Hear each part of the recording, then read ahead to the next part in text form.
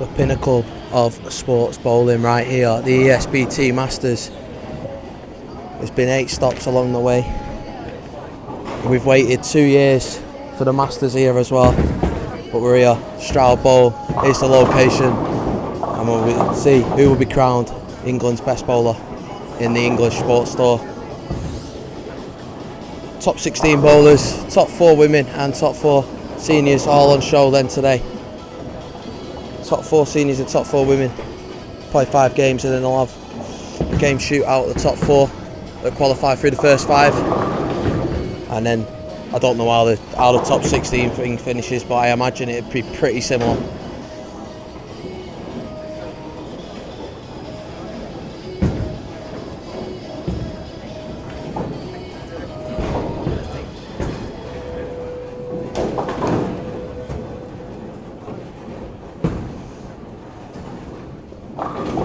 Bowlers going through the practices then, 15 minutes practice, long practice. I think the real question here is then, how many purple hammers are we going to see on show?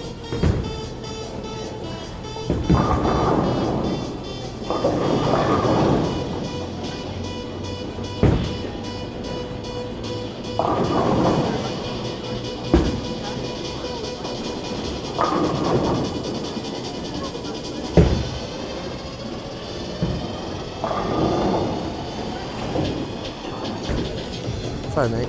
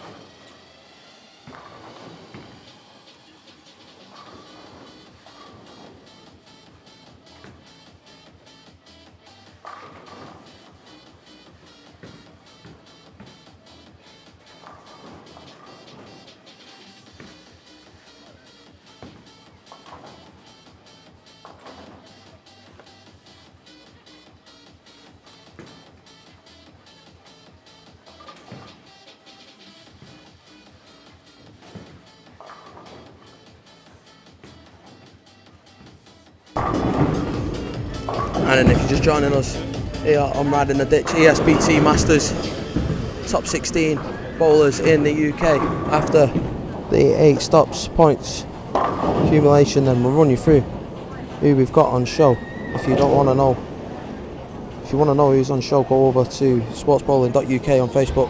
One of the posts that they recently put out to show you, or on Talk Temping, they put a post out earlier. I've also shared it on our page of who's in show. But anyway, top 16 then, top qualifier was Pete Stevenson with a 142 points. Then you've got Paul Moore 136, Leon Delvin with a 134. Then you've got Brandon Roberts 130, Hadley Morley 127, Callum Simmons 123, Steve Thornton 119, Craig Barrett 118, Dan Harding 116, Rob Philby with a 113, Matt Chamberlain 113 as well, Austin Taylor 110, Tom Copeland 109, Mark Patrick 109, Jason Highgate 106 and James Faulkner 103. That's points that they've accumulated through the tour stops. And then you've also got then the top four seniors, which has changed a little bit due to unavailable players. So you got Colin Gross, Gary Baker, Gary Christopher, who had a 300 last time out here. Who's the fourth senior? Who's the fourth senior? You got Colin, Gary.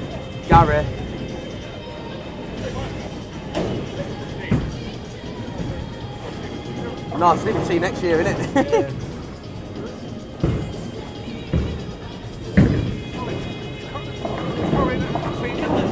My dad is, yeah. Gary Baker.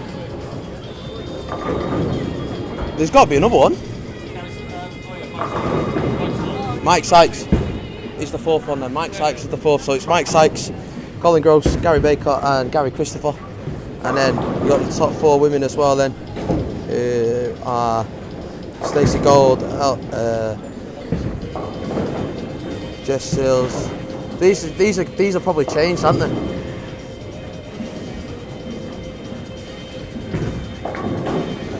Elsie Giddens. Are they right?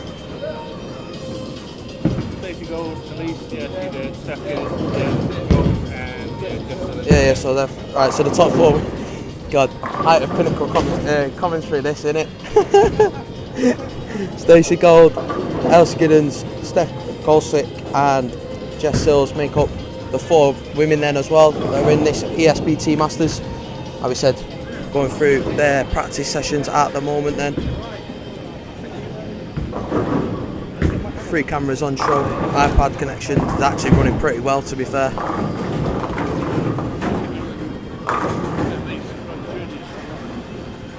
I don't know. I know Jessie, she was in the, what do you call it? She was in the Triple Crown and the EYC, so.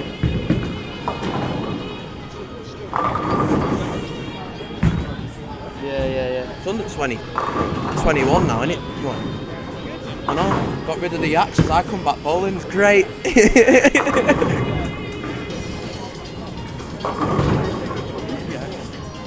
I know all the stories that I hear from my dad, you know, the yak tournaments. So, nah, missing out. I come back when I was 22, so I just missed out on the yaks. Question is, how many purple hammers are we going to see on show then today, eh? I mean, EYC was probably the last major tournament that we did away from the seniors, and there was tons of purple hammers out there. There's one there. I bet you if you went on every lane, there's at least a purple hammer on the rack. You got a purple hammer out, Callum? Two purple hammers on show for Callum. Yeah, Dan Harding's got a purple hammer out.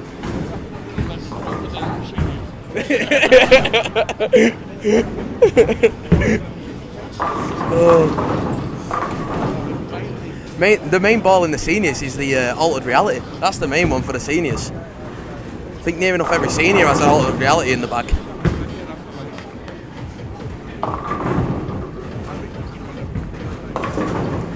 Yet is the key word in that one.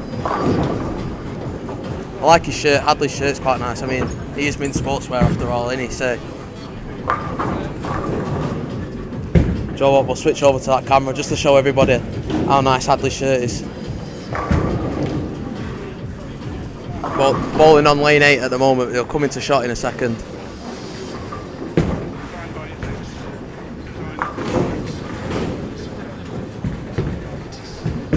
I don't even know if that went on camera properly, to be honest with you.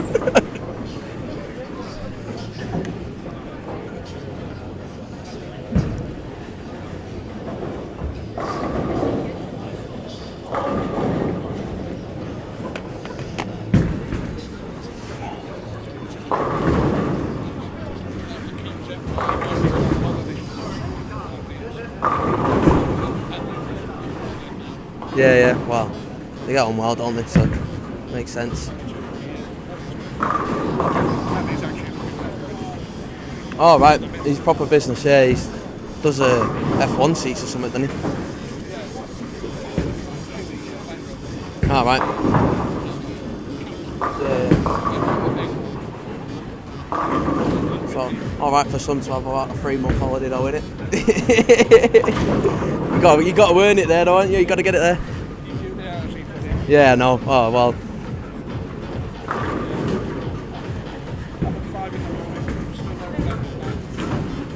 makes a good businessman though, doesn't it? I wonder if he's up watching the ESPT Masters then while he's away in whichever country he seems to be in this week. Well, he'd be here, wouldn't he, if he was here? To be fair, he made the top 4 seniors, so.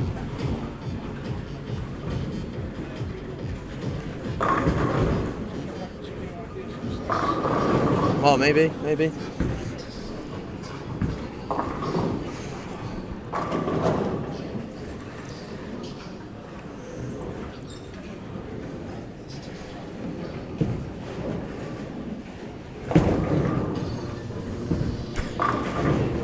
Mark Patrick there having a good scrub on the lane.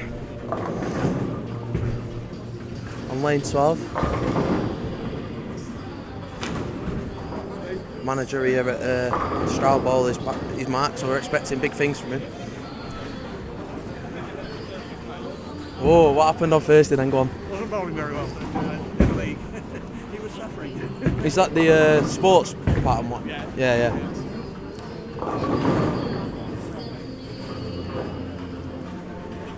Looking himself.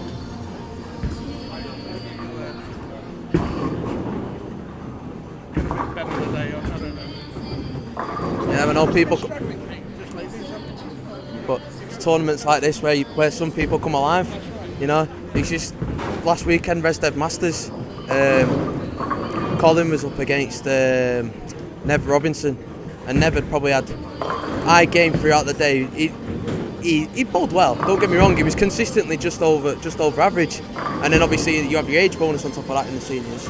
So Nev had 15 pins on Colin. And then when it got to the head-to-head bit, Nev come alive, and that's the type of thing sort of obviously players come alive in it. So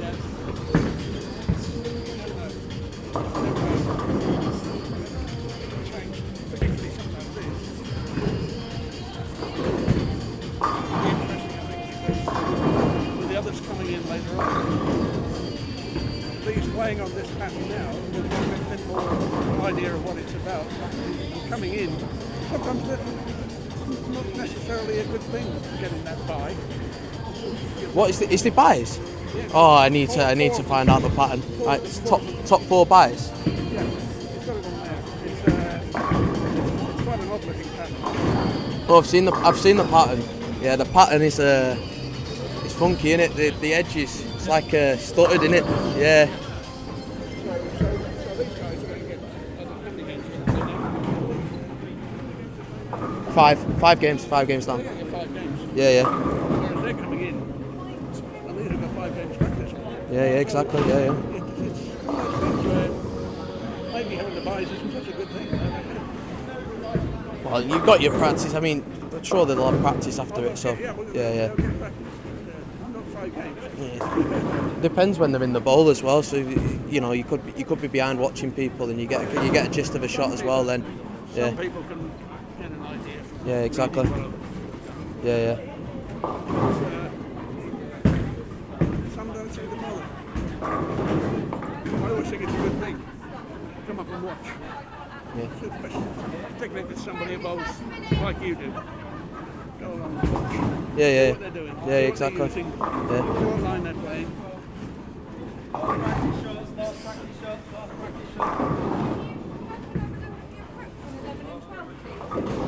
Oh. Problems with the approaches on 11 and 12 by the sounds of it. No. On his hands and knees and everything was Mark.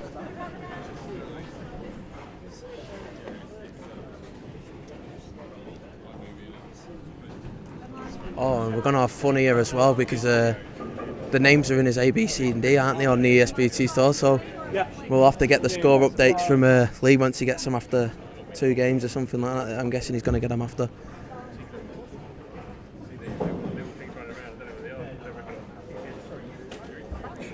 There's always one that tries to push practice.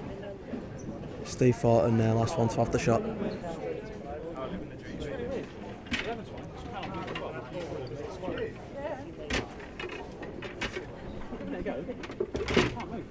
There's nothing there, I don't know.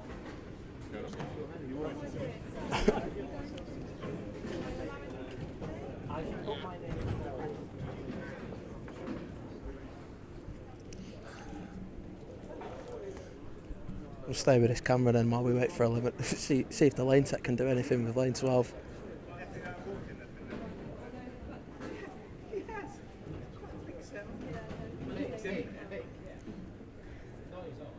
Little digs, passive aggressive.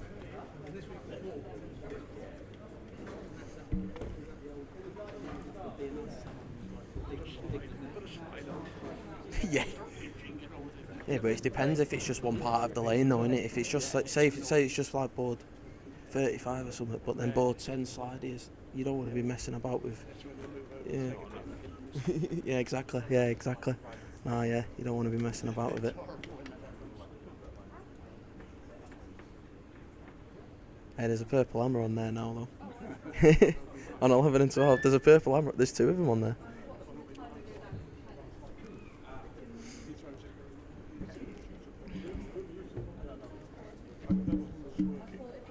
Be someone to watch.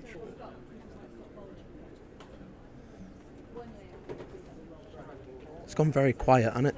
It's gone very quiet.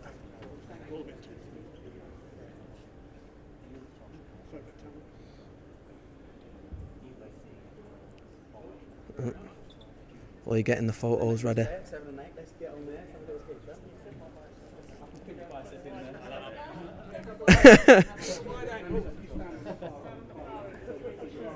Landscape chat.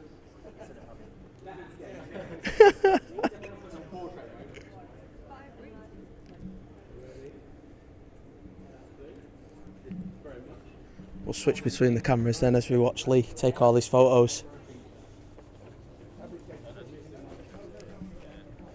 Then you can see what lanes people are on, I suppose.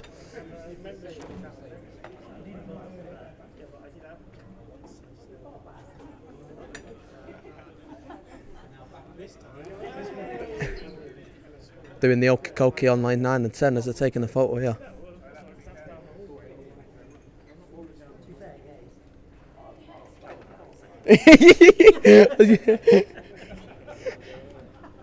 None of that, Callum, mate.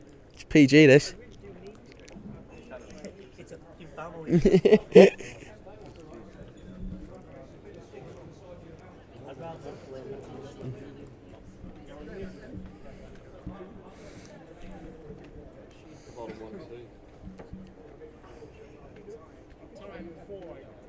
We'll end up moving to 3 and 4, won't they? Sticky approach. Crap, he did. Sticky approach.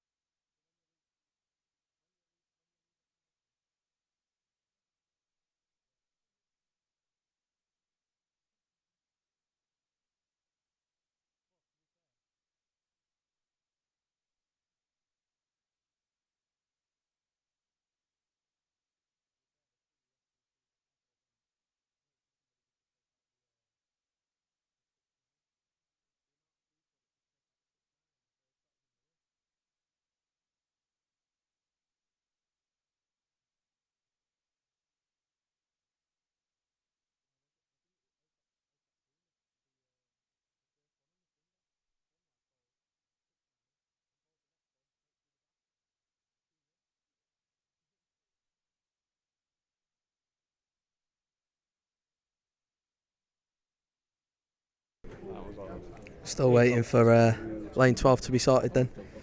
Yeah, what was it? They had like 80 over. God knows what's going on. You have a pin in it. Like 8 games for 80 over. That wasn't a pattern where you turn out with it.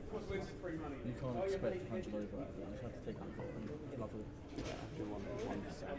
it. Got to take a photo now. You want to weigh 190.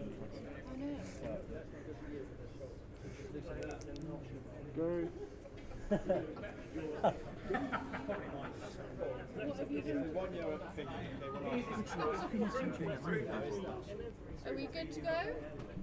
I believe so. I'd just turn them on. Are we good to go? Yeah. Good to go. Yes, Good we've luck. had the good to go now, so that means that we'll be up sorted now. Practice all over. Uh-oh.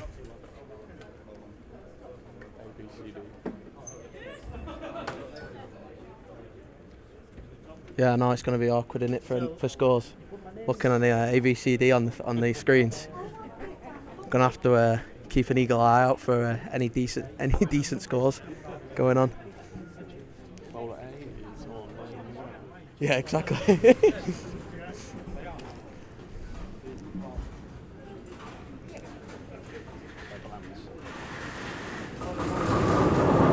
Right then, Jamie stood at the side of us. Right, we're going to grab you on commentary for a little bit, I suppose. Might as well. Have you seen the pattern? Yes, mate. Yes, it's certainly different.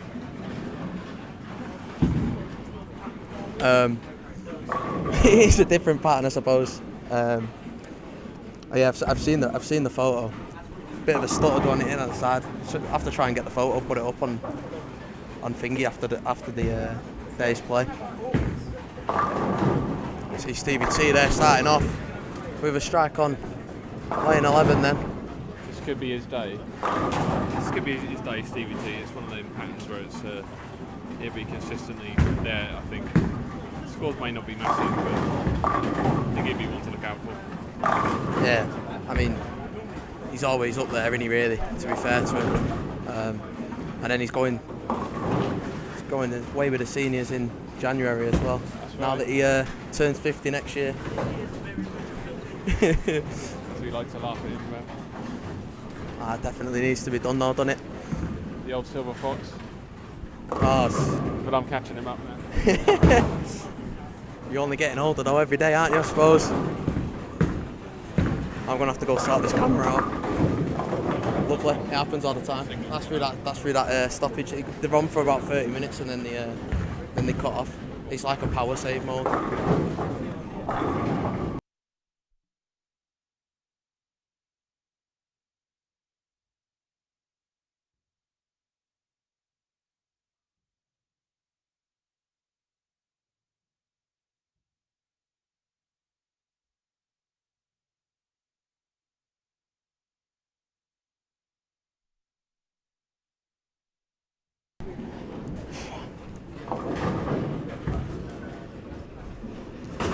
Oh, Callum missing a single pin on his first shot there. What a way to start the day there from the man from Shipley.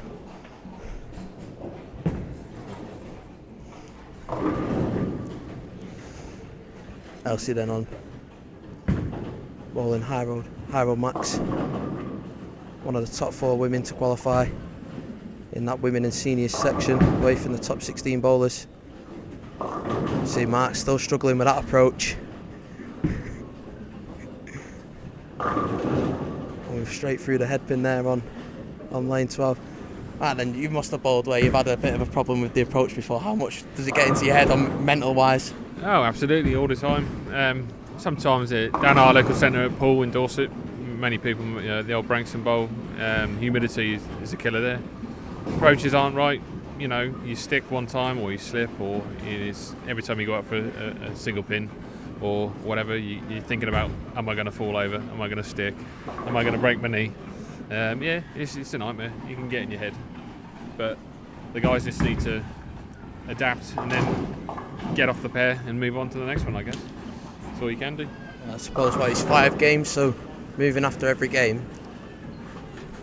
So everybody's going to play a game on there. Yeah. So It's all everybody's fair. going to have the same It's all problem. fair, Yeah. But I think the more people bowl on it, the better it'll get. It will work its way in. Yeah, definitely. It's the luck of the draw, the lane draw, I suppose, at the start, innit? Absolutely. Yep. Who have we Gary got? Christopher there. 300 last time out here in the ISBT.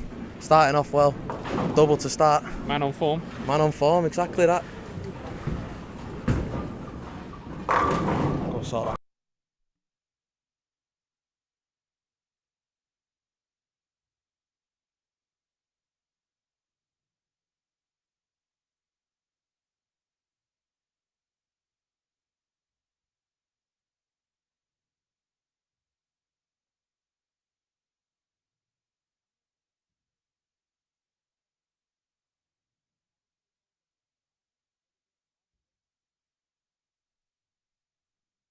Technical. Technical issues as always. It's a good job I stayed with the iPad camera throughout it all, isn't it? How many cameras? We've got 3 cameras.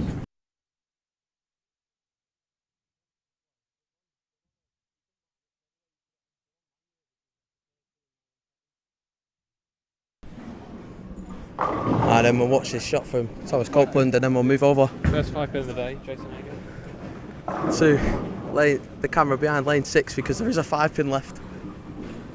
And you know what that means on here. We've all got our hands up. Definitely. Jason, first man to leave a 5-pin of the day.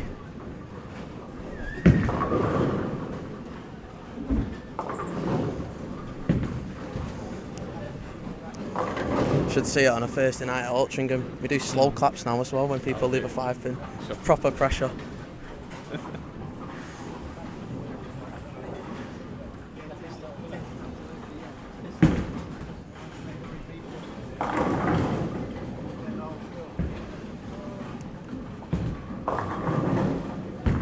Never in doubt there, Never. Purple Hammer. Game in the room. He's always going to take it.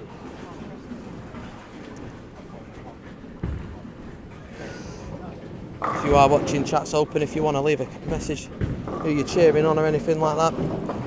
I know, no one messaged yet. I know it's a bit awkward though on here. It doesn't always pick up like the first couple of messages. Right. So, there we go. Little high five from Matthew Clayton there. How's it going, Clayton? Yeah, if you do want to put a chat in, who you're cheering on or out today, do let us know in the comments. Or if you just missed out or anything like that, who you're cursing for finishing in that 16th position just above you. Yeah, or you're standing there commentating instead of bowling like me. Yeah. For the love of the game. That's it. Suppose I could say the same, but I only did 2 and I pulled out of one because my knee hurt. So, Bad approaches. nah, it's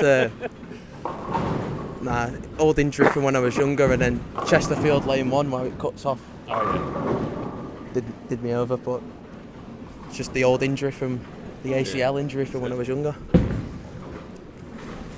yeah. Always an excuse anyway, put it that way.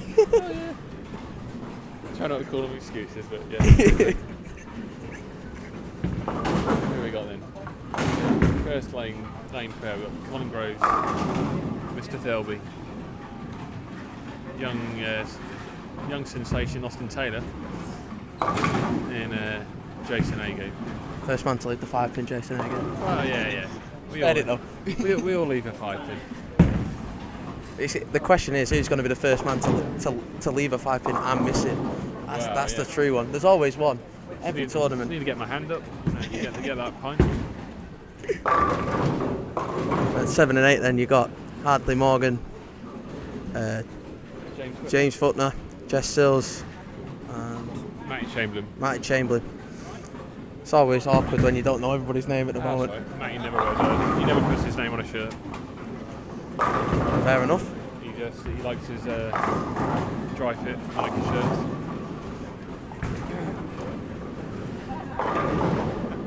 So who's going well? It's all A's and B's and C's. I know it's awkward, isn't it, to find out who's doing all right Yeah, at the moment. lanes 9 and 10.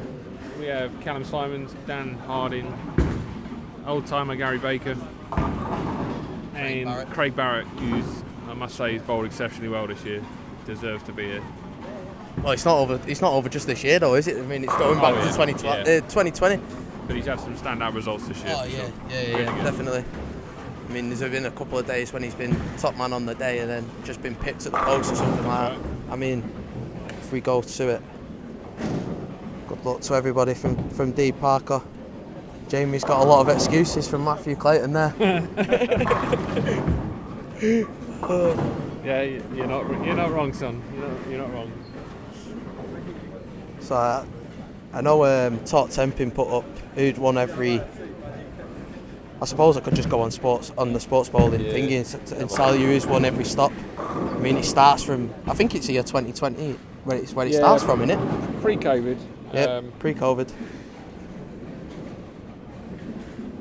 Then we had the enforced break, wasn't it? Yeah, and then we tried to come back and then there was another enforced break. Right.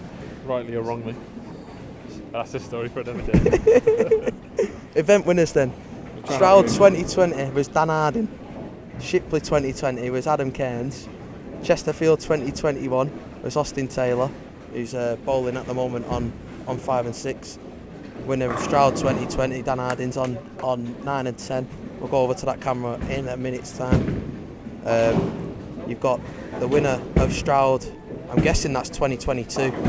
Hadley Morgan bowling at the moment, gets a strike on lane 8. Shipley 2022, Steve Thornton over on lanes 11 and 12. And you've got Mansfield, Richie Tees, Acots Green, Gavin Greaves, and Chesterfield, Pete Stevenson. Yeah.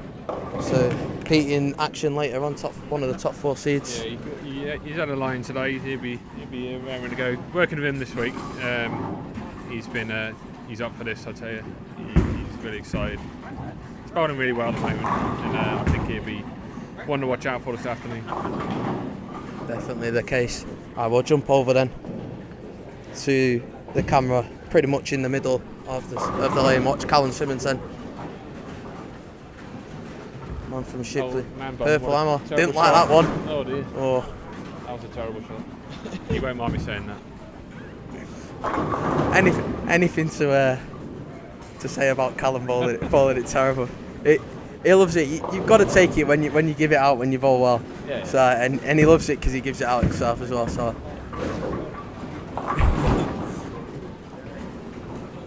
tell you what, I could do with one of them fans back here that that Dan's got there in front of us. Oh yeah. It's always. They're pretty decent if you cart the battery around with you all the time. Yeah. Oh yeah, no, decent. but just saying now because it's a bit off for me. You know, that's what I'm saying. Can he spare it then? Never in doubt. A double wood. Few confused faces around. The scores aren't drastic, are they? It's probably, as I say, it's a Masters for some reason. It's all the better bowlers are here. Well, it's always about the spares as well. To be fair, when you look at the tour in general, so any sports pattern realistically, spares are what get you your money on the cards. Kids, make your spares. That's it. That's always the case. What was it when we was younger? Striking for show, sparing for dough, or something like that. Was one of the phrases. One of our favourites, because it's true. It's very true. Strikes for show, spares for dough. Yeah, that's it. That's it. And to be fair, the amount of people that you see in leagues and stuff like that don't actually practice a 7-pin or a 10-pin in practice, and then when they leave one and end up missing it, it's unreal.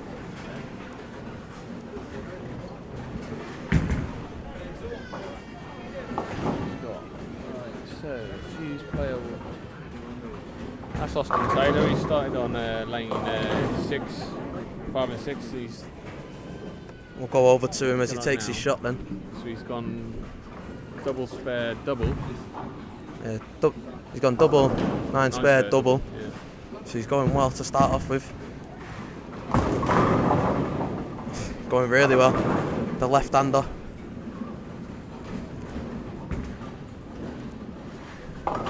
Could it be another lefty win at Stroud? Well, there was one in the in the English Open, I suppose. Here, Ben Robinson. I know he's watching as well because he sent me a message already,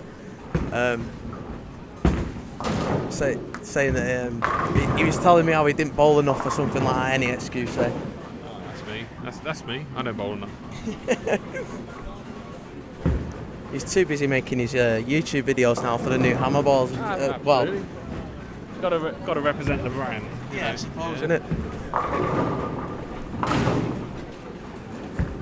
And then change a ball here for Dan Harding, left the 7 pin and ends up missing the single pin. Now that's on camera and that will definitely be used when he comes round ours when he's with Emily or something. Looped replay. Yeah, looped replay on the TV of Dan Harding missing a 7 pin.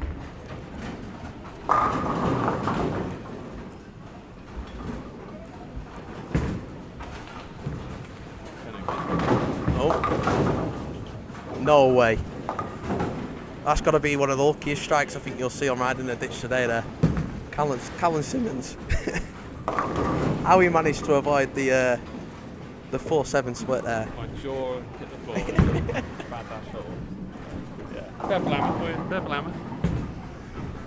There's enough of them on show today. I mean, it's got to be the most used ball, easily. Yeah, absolutely. It's just that ball. It's very popular at the moment. Gives you forgiveness and it's really good. Knocks down lots of pins. On this type of pattern, it's I think it's a start for most people. And they've just be interesting to see how many people that have got a purple hammer end up getting a purple solid as well, just to make it even more confusing when you go on a lane to pick up your bowling ball. Yeah, absolutely. Yeah, the purple solid there. I've seen a few videos online. Obviously, it's not a paralysed ball; it's a solid reactive. So we'll see how it behaves. You'll be, how it compares. I'll wait till a few people have drilled one, and I'll make my own mind up before I rush out and get one. That's what I think. I'll be in the same scenario, mate. Definitely. Alright, coming to the end of the first games then. A couple of frames left. People going into 7th and 8th frames. Just having a look to see who's really running away with it. Austin Taylor at the moment, the main man to be watching. On 279 pace. Yeah, 279 pace for Austin. And then just looking around, a few splits on the cards for a few people, to be fair. I mean, Hadley's doing all right as well. He's gone strike, 9 spare, 6 spare, and then a double.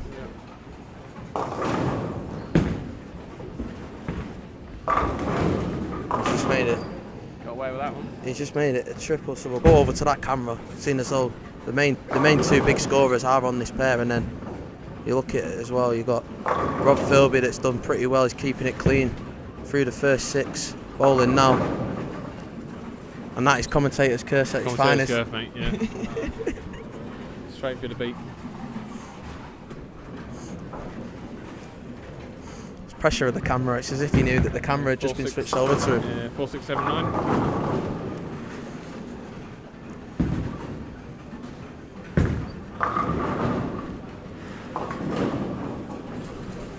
See if you can get more than 2. I mean, if anybody can, probably in good mind to watch this and see if he spares it. Just takes the 2. It's nearly a 7-10 on lane 11 then for Stevie T. Messenger just takes out the 10 pin, leaves the 7. As we say, we'll stick with this camera as we watch Jason Highgate then. Struggled a little bit. 8-1, then he's had 2 splits after that. Just messing up his clean game there from 5, 6 and 7 frames.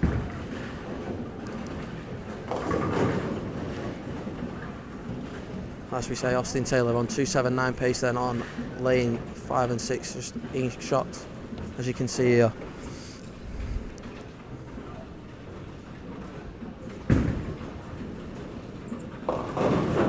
There's that oil, see? Yeah. That's where that stuttered pattern on the side's going to come into effect. And it was like we were saying before in practice, the bowlers that come in later on, that might come into effect for them. Obviously having the bye I mean, I don't know if there's any of them here. I can't see any that are in that top four. Probably all in bed. Yeah, they'll be having the lion, won't they? You know. I mean, to be fair, the weather on the way up. I mean, it looks like the sun's come out now, but The scene is nice, I think. But as I say, I'd always like to go into a round warm and have some experience. I think the guys coming in, everyone obviously will stop for lunch, but these guys will have some experience of the pan.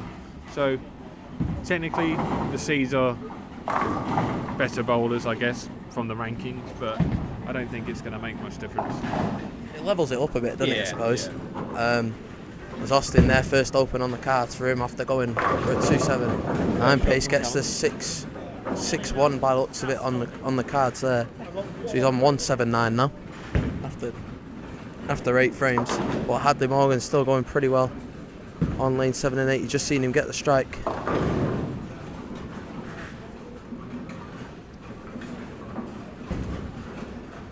Mr. Chamberlain there goes through the headpin on lane 8. Rob Philby leaves another big split, and he got a bit unlucky there, I suppose, with the pin. With him going through the 3 pin and a pin coming and taking out the head pin and the 2 pin there, leaves it. It'd be interesting to see what he actually goes for here. If he just goes for the 2, or if he tries to get all 3 of them.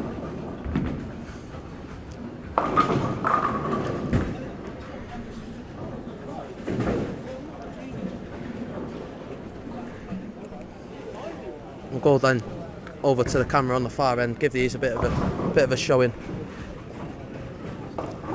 Gary Christopher, 300 man. I don't think his name's gone up on the board yet. No, it doesn't look like it. Goes through the headpin there though. We're just killing the bowlers today. Proper commentator's curse going on here.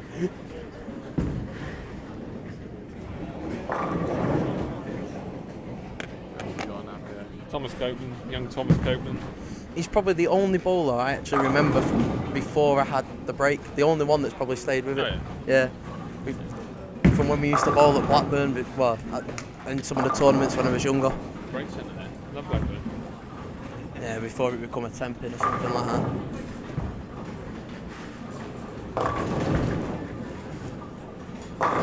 Let's see what Gary can do then. Let's see if he can spare the split up. It's one of the more spareable ones, I suppose. Oh yeah. Giving it a go. Oh, takes out 2. Not the 2 that I probably thought he was going to get, but he takes out 2 of them anyway. Here's what we got on the ladies' side is Elise Giddens.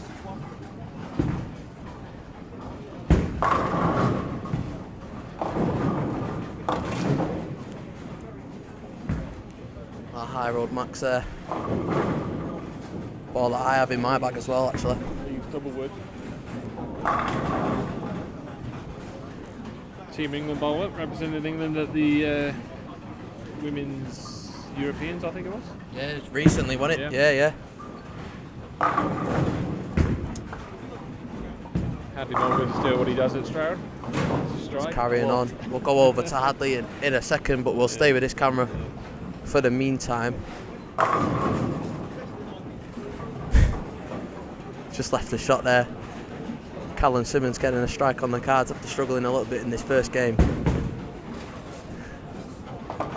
You see Mark there picking up nice spare there on the left hand side. Spare then from Elsie. Let's see what Stacey can do then in reply. Also in that women's section. Tries a 5-pin lane. Leaves the 7 pin there. Oh, it was a 7-pin. Yeah, there was a 7 pin. You couldn't see it from my point of view. He wobbled, Yeah. nearly fell. Absolutely, yeah. All the viewers are lucky I'm not bowling. The horror show.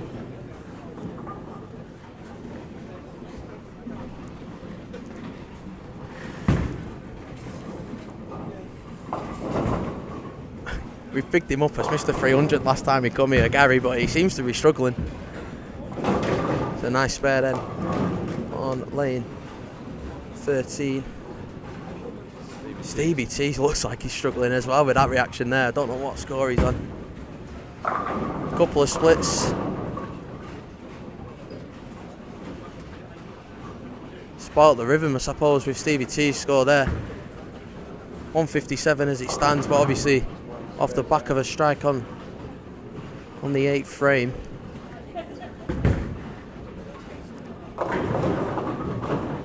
Harry Christopher then picking up the 2, which is, by the looks of the score, is probably going to be a respect. Well, it's below average, isn't it? But I mean, it's not the end of the world. You can pull that one back. But he's missed. He's only took the single pin out there afterwards. So I think the place to be is over the other side of the centre then. 10th frame on 5 and 6. But obviously we've come over to this camera for one and only reason, really, the way Hadley Morgan's been bowling.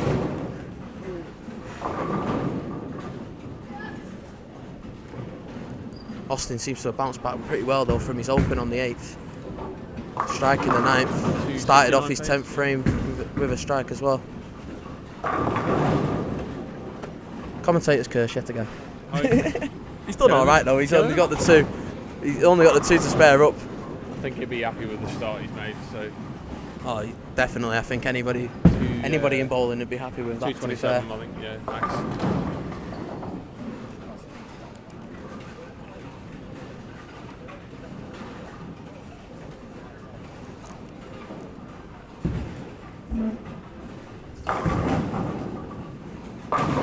Yeah, it spares it up.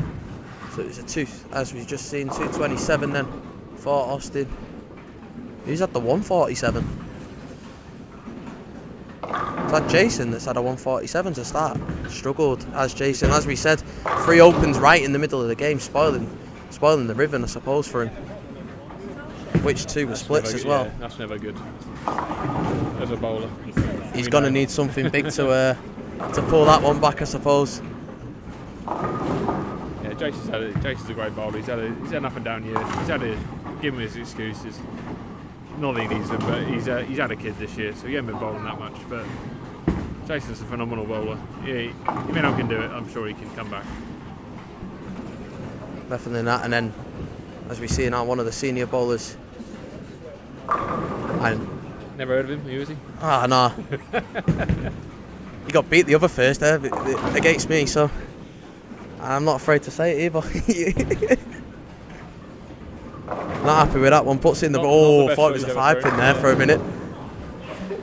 Not the best shot he's ever thrown.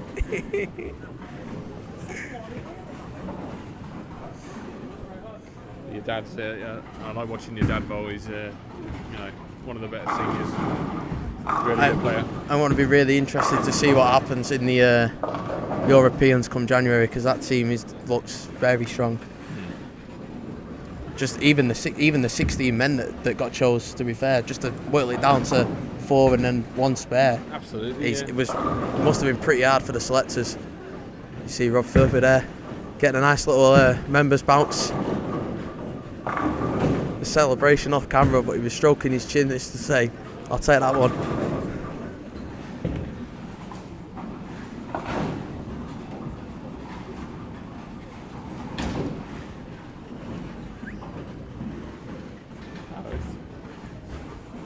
So, scores and goals. We'll try and match them up, but it is A, B, C, D on every pair. It's finished on 9 and 10. I suppose we can ask Dan Harding's dad, Jeff, which one Dan was. Jeff.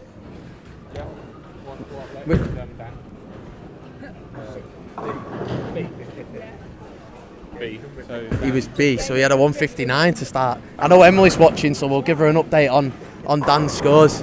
She just said she's watching him work, so obviously she's got a very busy day ahead of her. Emily. He's watching him at work. Yeah. that's the end of Hadley's string, but he's on 227 again, max. Joint potential joint leader. Then if he manages to keep it clean coming through. So Colin Gross had a 172 and Rob had a 197 then. So we're all pretty much in contention. I mean, looking at the seniors, I mean, we'll ask Gary. Gary, which one were you out of A, B, C and D? You're A, 197. Joint with Colin then on... Oh no, he had a 172, sorry, I got it mixed up. So you're By the looks of it, leading the seniors at the moment. And is a senior bonus? No. Oh. I was going to say you'd have senior bonus on him as well. And that would help. I know. Hadley's miles ahead. We got the scoring wrong, so yeah, he can I'm playing that on you. You was doing the maths. Yeah, there. my bad. 2:42. I think you can have. He's obviously spared it up as well. I wasn't really watching at the time. So. Great spare.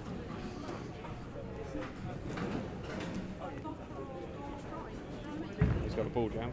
I think it's probably best just to wait until we get to the second game. When at the end of the second game, when Lee puts the scores in, and we can get the score update off him because it's We just get there's a ball jam on 7 and 8 just to.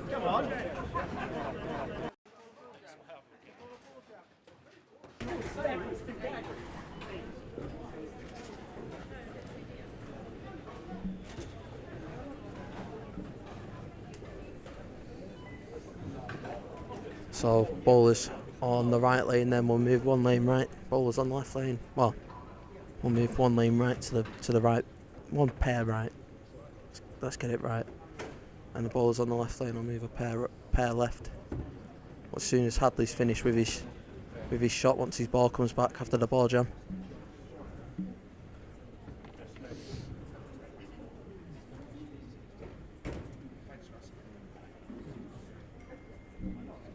Oh, Kev Philby's watching now as well. Kev Philly even. Yeah. I always get his surname wrong. How you doing, Kev?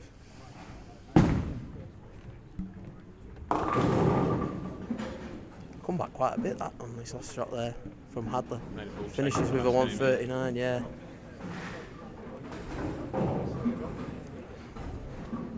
Do you know what? There's actually quite a nice mix between left-handers and right-handers, I think, today. Normally you just see predominantly right-handers with like the odd left-hand bowler. I mean, you know more than most. Sad I'm not one of them. You have to bowl more next year then. Yeah. I'll back to you, but that's the problem.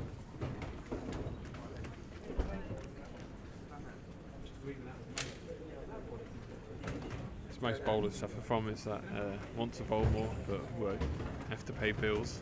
Yeah, that's it, mate. I mean, I suppose I'm quite lucky in the fact that I've got my dad that drives the majority of tournaments. So it's like, I think it's the end of next month, the generation doubles here. Okay. He'll be driving to that one.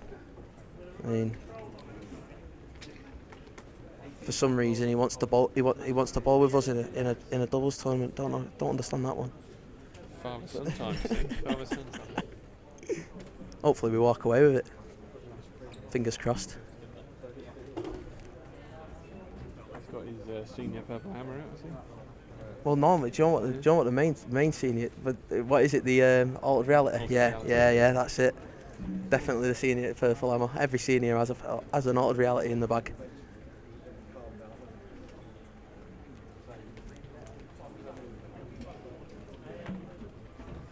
Shall we give you some score updates when we get the scores back from Mr. Chatfield? Is he collecting them after one, or is it after two? We'll ask him. Lee, how many are you collecting them after 2 games? 2. Or 5? Ah. When he gets around to it, yeah. Changing nappies. There's a few seniors that are a little bit incontinent, so yeah. We'll have to make deal.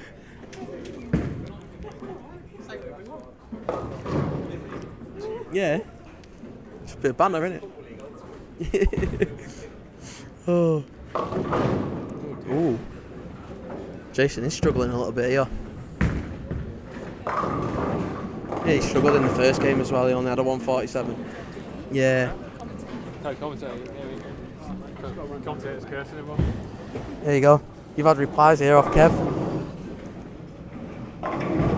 Oh, he's saying he's going to be... Oh, fighting talk here from Kev. I'm going to be second in the generation doubles behind him. Whoa. Nah, you won it last year, mate, when we weren't there, Kev. So They had a good team last year. like, same partnership in it again for him, I think, because he's got his son bowling in it as well with I think he might be bowling with Gary. All right. I know his son's bowling in it as well. I can't remember who he's bowling with. I would bowl, but I've got no old friends. You know what I mean? Nobody wants to bowl with me. But I'll be my own senior soon. I'll be asking a junior to 4 more years. Sorry, 6 more years. Not a million miles off then. Nah.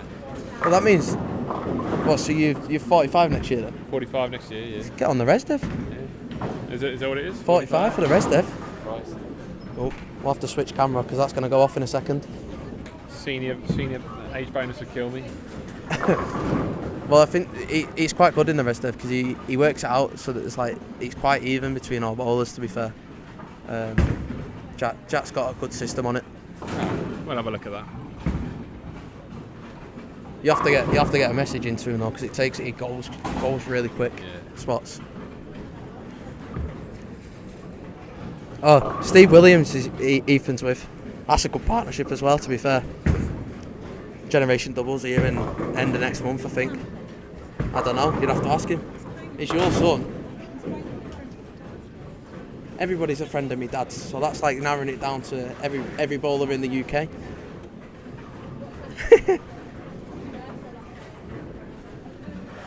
What did Dan have first game again? 159. Come on, give us an insight then. Dan's mum here. Come on, give us an insight on Dan's first game. Shocking. Is that all we're gonna get? Oh, you're hearing this, Emily? Next time he comes up Manchester, you got to do 7-pin practice with him at Altrincham by the sounds of it.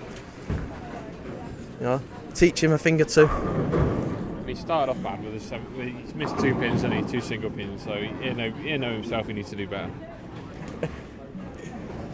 I'm gonna have to sort these cameras out. I mean, you can take over commentary if you want. Yeah, no problem.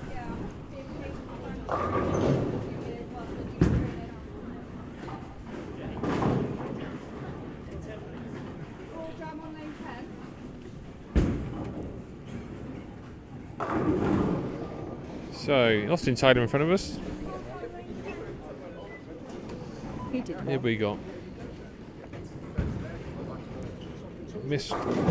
Yeah, he's missed left, and the pattern will give you that out of bounds.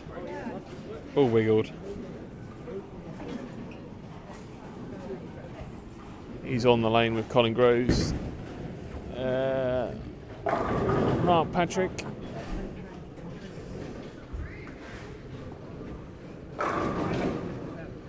That looks a pretty decent shot from Callum there. Oh, hi Lorraine from Emily. There you go. See? What's that? Emily saying hiya. Oh, hello. I'll show him how it's done as well, she's saying. Everyone's on the phone talk this morning. Oh, I'm loving it when the chat gets on. You can have a good conversation. Obviously, if you're one of the other people watching, I know there's 20 people at the moment watching it. If you want to get involved in the conversation, do drop a comment. More than up for a chat with you. Especially when you've not got a clue what the scores are on the thing because it's A, B, C and D.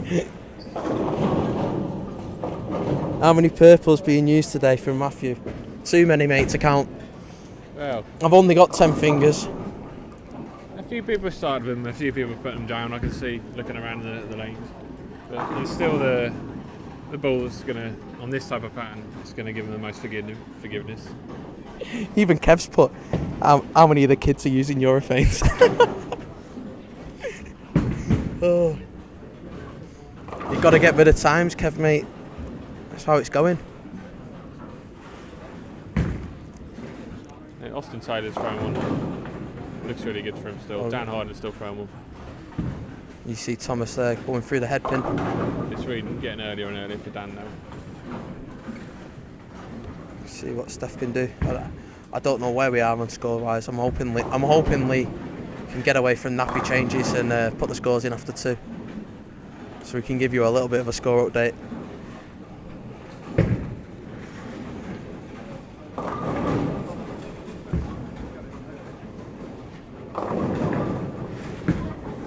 Hey Kev, I've just seen your comment about the rest. There are far too many up north. There's far too many tournaments down south, so it makes a change, really, mate. Well, it's going to be it's Jack's tour, isn't it? So he's a northerner, you know. He won't want to travel too far, will he? It's like, we might be a little bit controversial with the comment here, but you know, it's like the Nationals down south again, Kev. You know, in Guildford. We had a look. We had a look at when the last one was up north. 2007 Bradford. It's in airport next year, isn't it? On the strings. Yeah, yeah.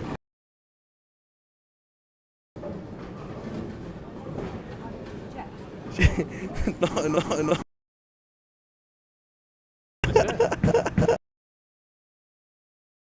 He had a shirt made and everything, didn't he, Kev? Fantastic shirt. Kev, next time you bowl him, mate, generation doubles. I think you need to be wearing that.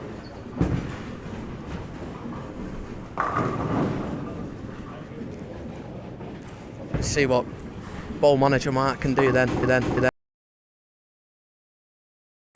He's got no excuse of the approach now. Asking for the messenger, doesn't get it, leaves the temp in.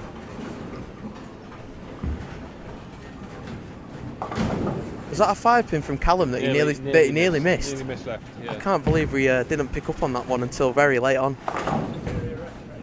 I'm glad it was on camera though, because if it had missed that, then it's a nice strike there from Colin Gross. The senior purple hammer I think he's using at the moment. Oh no, it's still on the rack actually.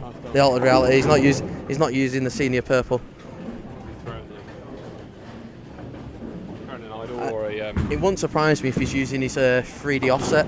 3D offset, yeah. He quite likes that ball. That's another senior cheap ball. I think they like to use.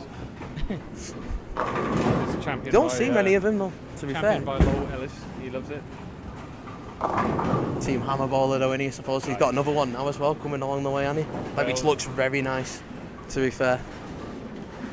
Be interesting to see how he uses that one. Taxi for Thurlby. The thing is with Rob though is he's very good with his spares, so it's one of the more makeable ones, isn't it? When you've left 4 anyway.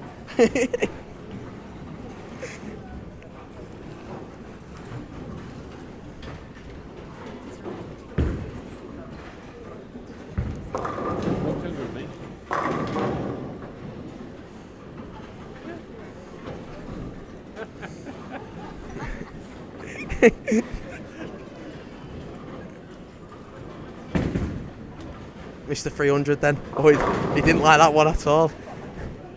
I've been told off as I was walking past as well with Gary. I said I kept bigging him up as Mr. 300 on the camera down the end. And every time we went to him, he left the split. So he went, oh yeah, he only made me first spare on the 10th frame and it's all your fault. Oh.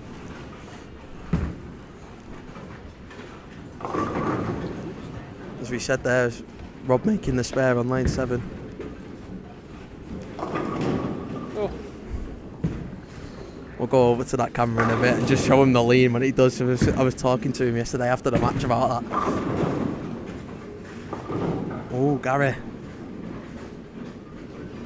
Missing the spares as well.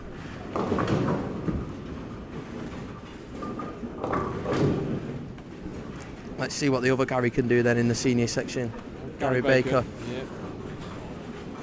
One-time bowler. There we go. There you go, Kev. Just for you, mate.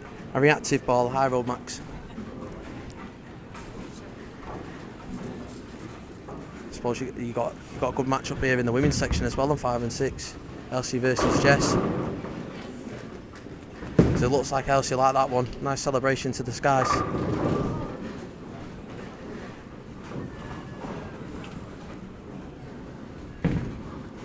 See what Jess can do in reply. So good game going on. Nice spare turkey. Yeah. On for 290 paces, Jess. This Dan goes through the head. Maybe he needs to change from his purple hammer.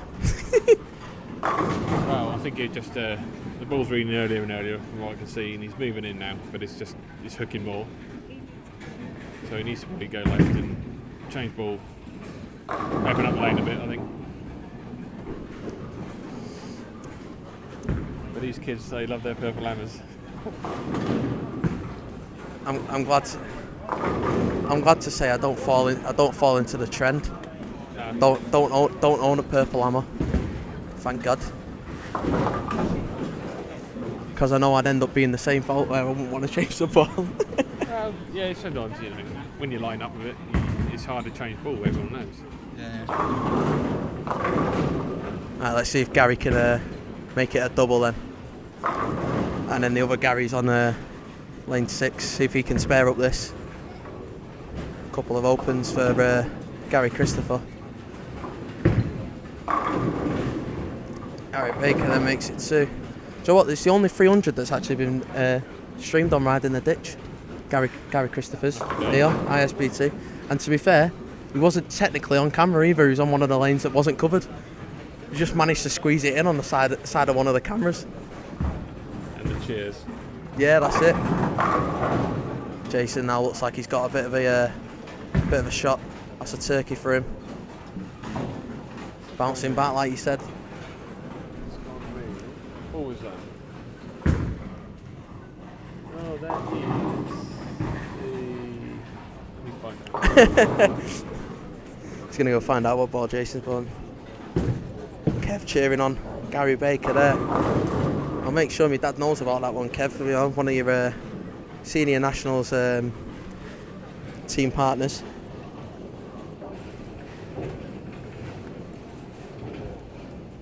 Go over to one of the other seniors then. Mr. Sykes.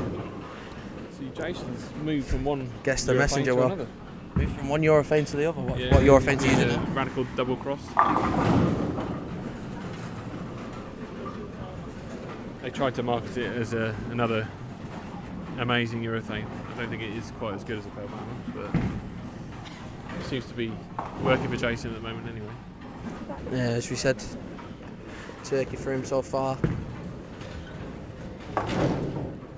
See, Mr. Chamberlain there making a spare. Going along nicely, 200 pace spare. 9 spare strike, 9 spare and a strike, and a 9 spare again. It's like the one lane bowler, as Selwyn would say if he's watching still. Get his song going. Actually going for the Dutch 200. Yeah. I think it was I don't know if it was picked up on the camera at Restead, but he did sing it. He's a one lane bowler song. I mean, Selwyn's got something for everything though, Annie, to be fair. I mean, you've got the Selwyn gobble, and someone gets a turkey as well. When he's not asleep at a tournament, he's the life and soul, isn't he? Bless him. Love Selwyn.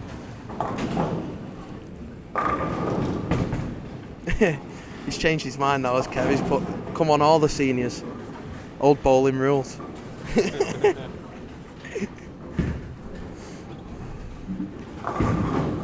Nice strike there from James Footner. Double on the cards for him.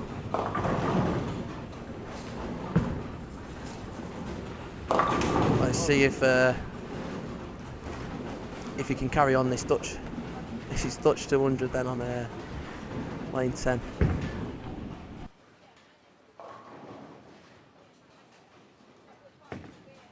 Okay.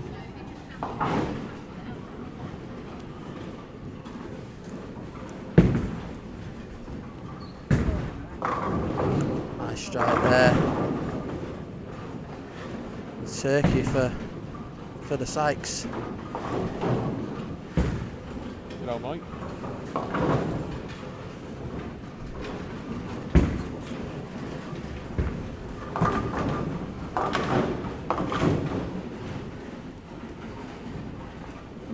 Looks like some big scores on the end pair as well, to be fair. Yeah, your dad's gone. An open and then 4 bagger and a 7 spare by the looks of it. Oh, has Matt messed up the Dutch? Yeah, he's messed up the Dutch 200 with that baby split on lane 10. Dan are very happy at the moment, he's just working it out.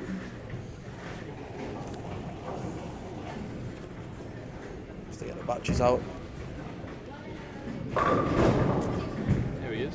So We're watching ball at this pair and then we'll switch over to the end pair. So it looks like the camera batteries are about to run out. Oops, wrong one. That camera is, definitely.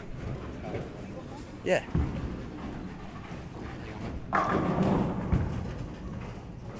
How's the lefties doing from Ben Robinson there? There you go.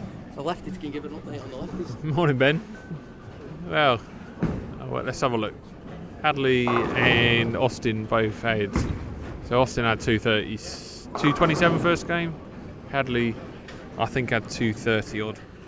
So yeah, Hadley in this place he's always comfortable.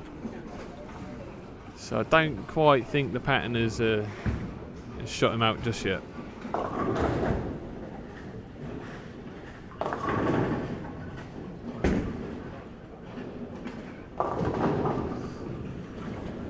So in this game, Hadley is on lane 5 and 6.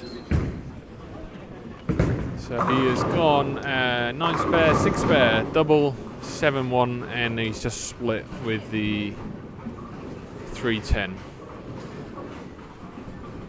So they play on the left-handers. Yeah.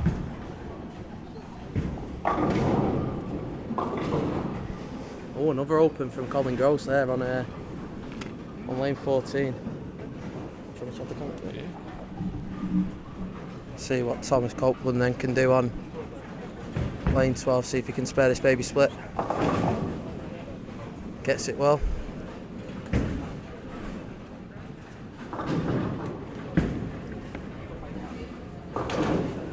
Looks like a 5-pin from Callum, but I'm assured that it is a 2-pin. Just on the camera angle from where we're looking. A lot of people don't look happy with the approaches on 11 and 12, to be fair. So it wasn't just the first pair. As you see there you go, Ben. Left-handers getting the strikes for you. Austin Taylor again. Going pretty well. What's that 5-bagger that he's had there? He's gone. Oh, is it 6? What frame are they in? Strike, spare, 8th. spare. After 3, yeah, he's had a 3 in a row. 5-bagger. Yeah. He's had a strike, 6 spare, 8 spare, and a 5-bagger by the looks of it. Your eyes are better than mine. Young guys, mate. 2020 vision. I did have about 5 years ago. Oh, he went for the lean, didn't do it properly there then. Telling you, the seniors should watch them on the far line. Some of them are great on the far line, honestly. The ISBT, I was in stitches with some of them.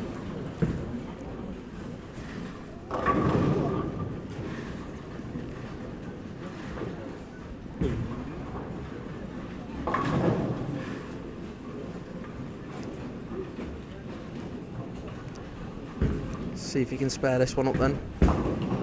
Only gets the 2. Let's see what Thomas can do. See if he can make it a double. Makes it a double. Oh no, it doesn't. Gets a strike after his split. I thought he had a strike to get shot before. My memory is not as good as what it should be. Not as good as my vision.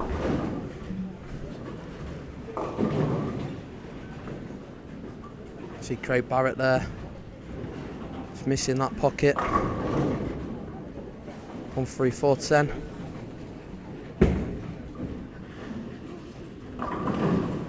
Stacey missing the pocket as well, but she leaves the 1, 2.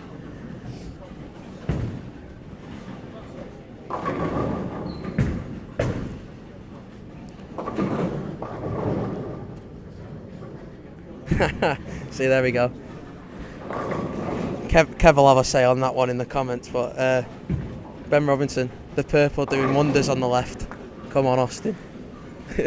Yeah, Austin, he does love it. But yeah, let's say he's a great bowler. He loves the purple hammer, straight down the edge with a bit of speed. It's nearly as good as his man bum at the back, to be fair to him. It is a pretty good hairstyle. Yeah. We have got a couple of man buns rocking on some of the bowlers today. Definitely better than Callum's. And Absolutely. I'll say that to Callum as well. Just to wind him up a little bit You later should on. see him with his hair down. Which one? Callum I don't think I've ever seen him with his hair down, to be fair. did some weird posing in the European tour, European Championships this year.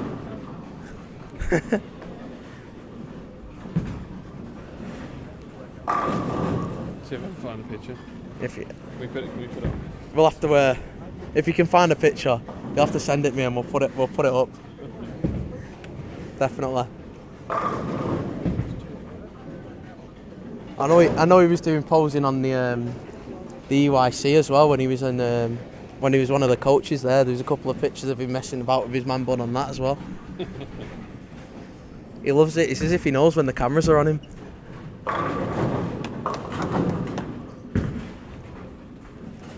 Austin then picking up the spare after that 5-bagger that we was talking about a minute ago. Going along nicely.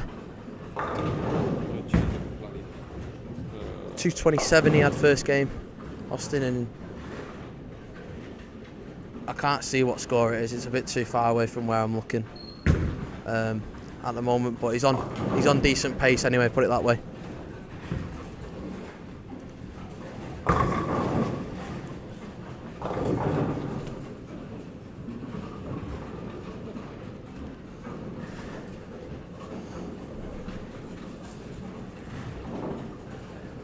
Left and right shots here then.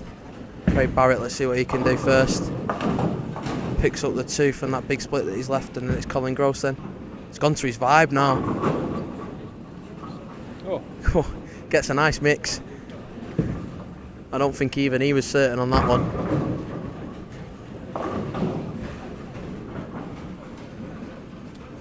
And then you see Thomas Copeland leave an open leading into his 10th frame then.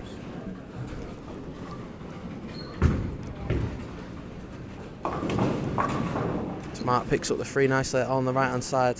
Oh, there's a couple more comments now.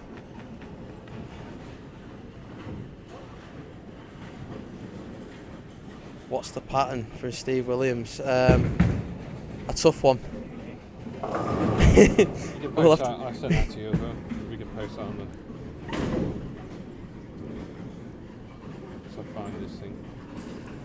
See, what if you send it on to ride in the ditch?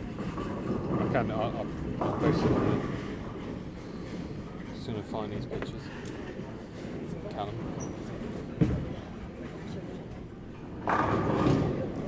As soon as we get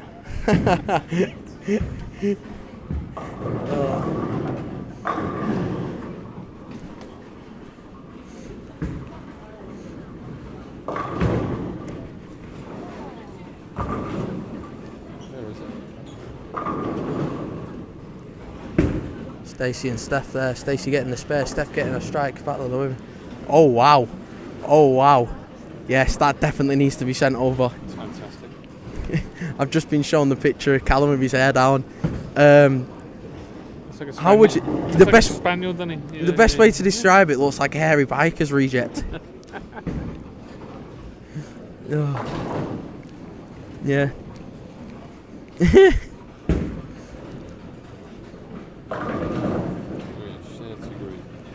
See if Austin then can make this spare, and we might as well stick with this camera through the 10th frames. To be fair, Austin makes the spare. He wasn't happy with that one. Praise up to the God. So if to say thank you. Potential of it looks like a 235. I might be wrong, but it's just from where I'm looking.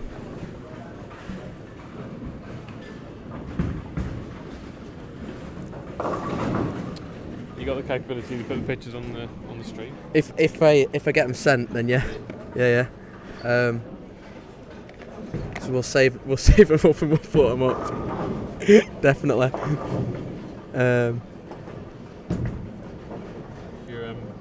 Yeah, airdrop it. Yeah. So if you airdrop it to the Mac, that's even better. To be fair. Fair enough. There's no one nearby to share with. Have you got to make yourself like visible or something?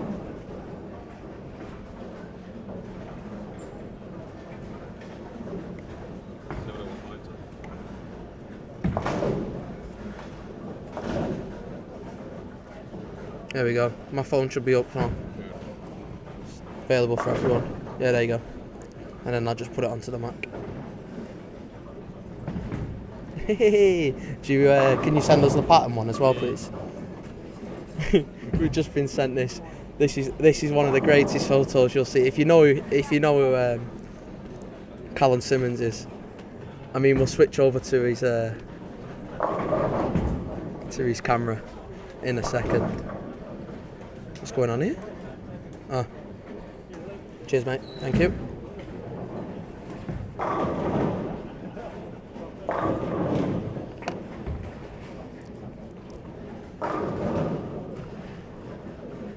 Yeah, we'll switch over to the camera that's behind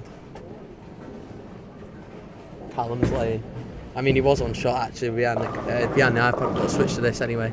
Here we go.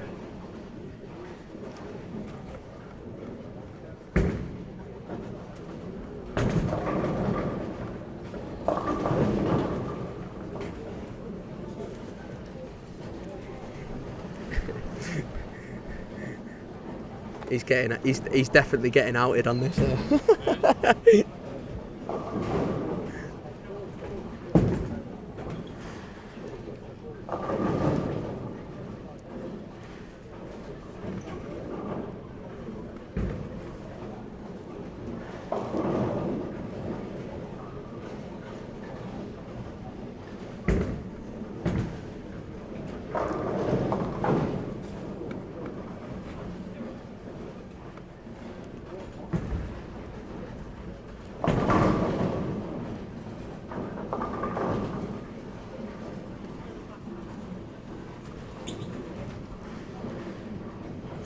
We've had a little bit of commentary then while we're waiting. So you see Matt Chamberlain there, he's taking the 2 from his split.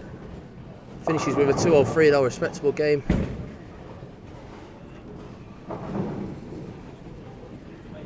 I'm going to go with Stevie T's had the 2:33 and James Futner's had the 1:61 on that pair of lanes. We watch Mike Sykes then. Nice strike from him, makes it double in the 10th. Looking for a respectable game again in the senior section.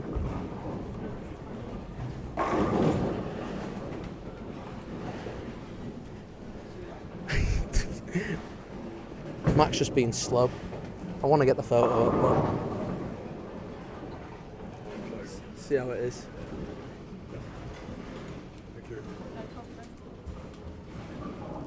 Callum then, the man that we're talking about, he's had four on the bounce so far. Right of shot. He'll come into it very soon. He's gone to purple hammer for his last shot here. I don't know if he's been using it beforehand. It won't surprise me, to be fair.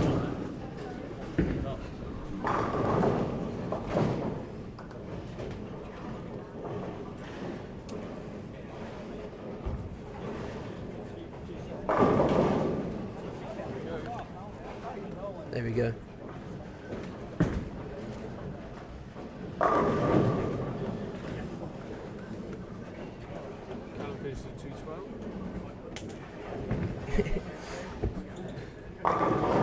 I'll give you an update, Gordon, in a second, mate. Just seen your message. I don't actually know, to be honest with you, on that one.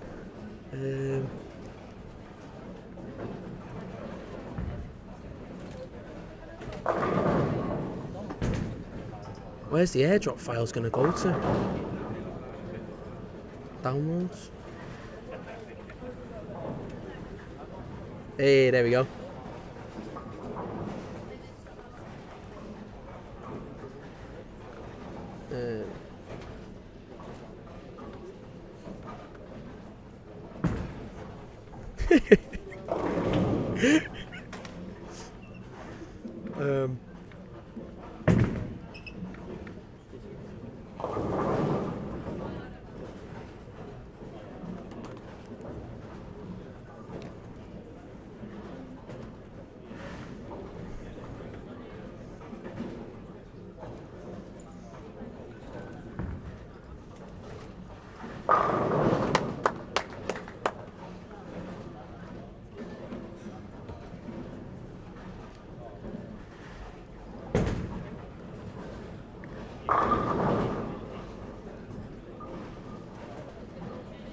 Bring you the action, and then as soon as Callum's bowling, we'll put his photo up, because that is going to be a one to definitely put up alongside him.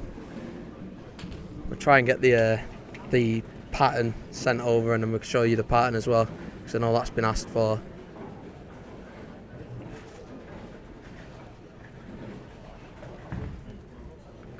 You see then Dan Harding bowling, gets a nice mix. He mouths the word wow. Finishes with a 2:16, then does Dan, recovers well from his first game of the 1:59. We've got to out him.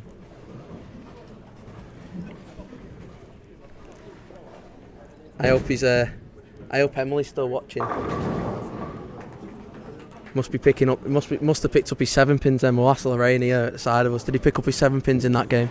No, it didn't leave any. I suppose that's one way of avoiding missing him.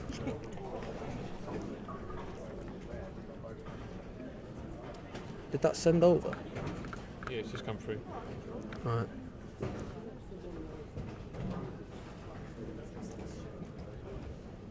Yeah. Cool. I'll add. It's the disgust on Gary's face.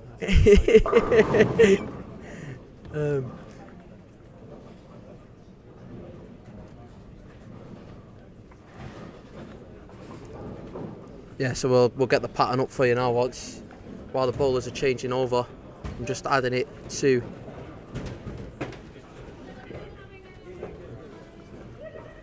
the cameras.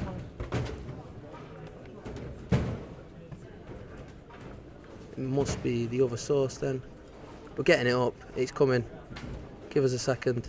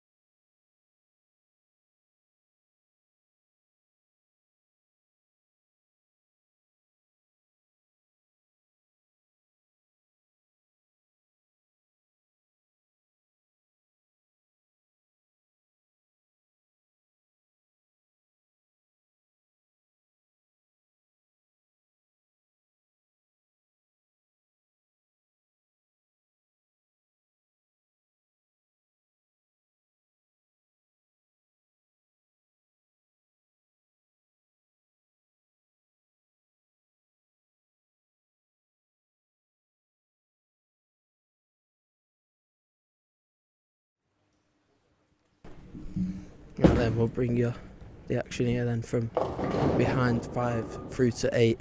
Steve Thornton, the man that has the pro shop here at Stroud Bowl. Let's see how he does then.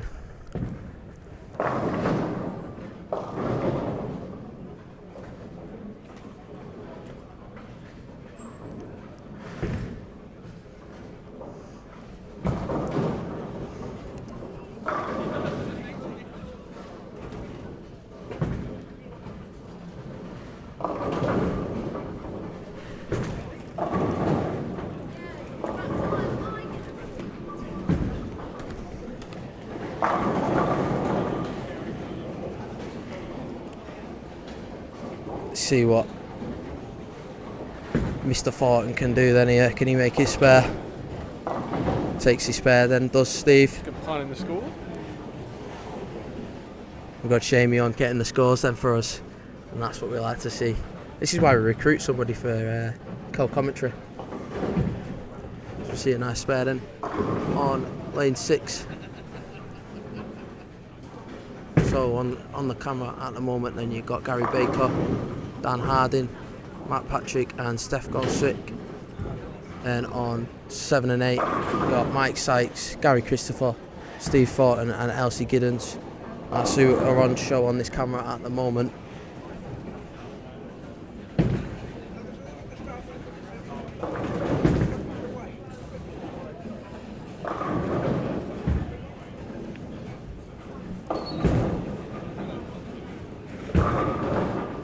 As we see Mark get the Brooklyn strike, and that's what we like to see. No apologies for getting a Brooklyn celebrations. Just compiling the scores and we'll update you all in a minute. Looks like Dan Harding's now got a shot in. Obviously a change of ball must have done him well.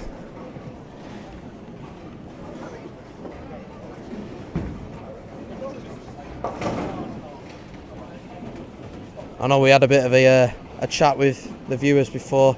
Seems to have gone quiet, so if there's anybody still watching and wants a conversation with us, I know there's 14 of you, so there's definitely people watching.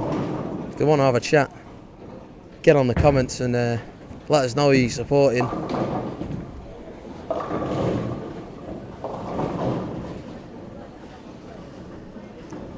Few head shaking going on, isn't it?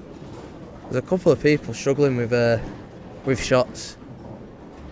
You've got to give it to Lee for the pattern, because that's the whole point in the competition, I suppose. It's not meant to be easy. No, never. At the end of the day, you said the guys here are here for a reason. They bowled the best on the, I must say, a load of quite challenging patterns this year, which mostly I've picked. But I think the last one was pretty long at Chesterfield. I'm trying to think, what was at Acots Green? Acots was the I quite liked Acots Green once I actually got a hand of the pattern. USBC Open, I think it was, but it was nails. Yeah, on the left anyway. Yeah. Shot us all out. It was quite nice actually. Once you got towards the end of the day, I could have bowled another 8 games on it anyway. Put it that way.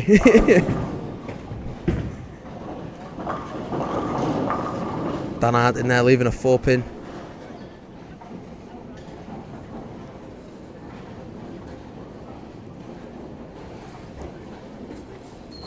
Right then, after his Brooklyn leaves a 7-10, and when the luck goes your way on the shot before, he had a Brooklyn strike the shot before, and then he puts it into the pocket that time, leaves a 7-10. And I mean, you've got to give credit to Elsie there, managing to stop herself when she wasn't feeling right as well on the lane. I mean, not many bowlers stop herself there. She was put off by Mark's squeaky shoes. Yeah. I think on the approach, yeah. It's his own fault with all that cleaning that he did on the first game. Those 3G shoes, they're nice shoes, but I had a pair myself and they do squeak. Terrible. I mean, I've got a pair of the Hammer ones that are, that have got the cushioning on the bottom. Yes, yeah. Got like a big mouth on the front now because it's worn away. All the rubber bits worn away. Keep getting told off Callum when I go shit because I leave a mark on the lane.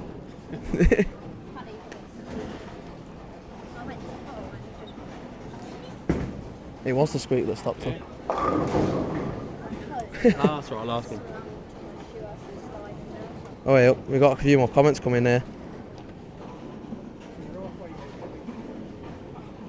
Oh no, we haven't. Oh yeah, we have. Paul Overman. Hi Tom. Hi Paul. Robbers?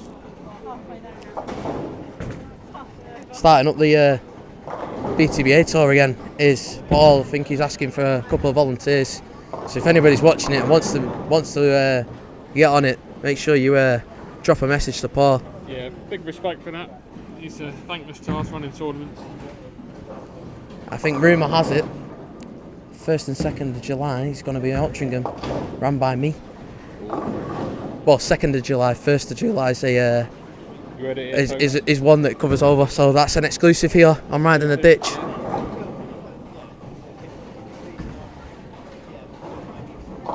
Definitely the 2nd of July. The first ones are like a run over squad because that was the way that I could get the dates in off the manager. Alright, anyway, let's go over to the iPad camera because that is where Callum is, and we'll show you this photo that Jamie's supplied pretty nicely because he's about to bowl. So once he steps up on the lane with his ball, I will chuck the photo in shot. So watch James there, just chop it, just get the 2. Again, not happy with the approach on lane 12 there. Same for everybody, I suppose. Alright, we'll wait for this shot off Callum and then we'll chuck the photo in because we don't want to put the viewers off. Watch Colin Gross there. Callum.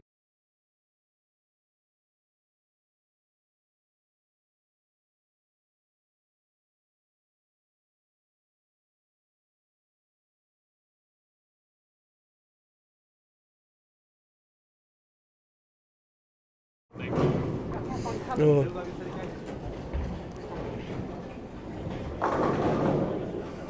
I mean, if you need any evidence of what games he's bowled, I mean, it's not as if it's on the live stream.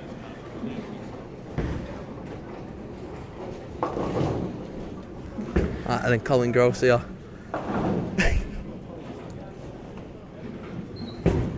Yes, that spare goes Colin.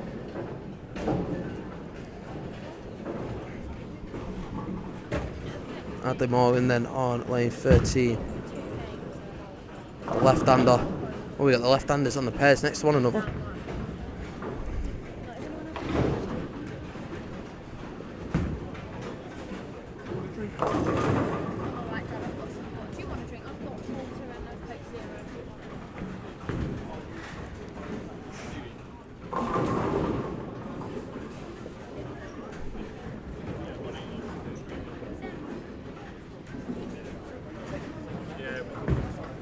Austin Taylor, let's see what he can do.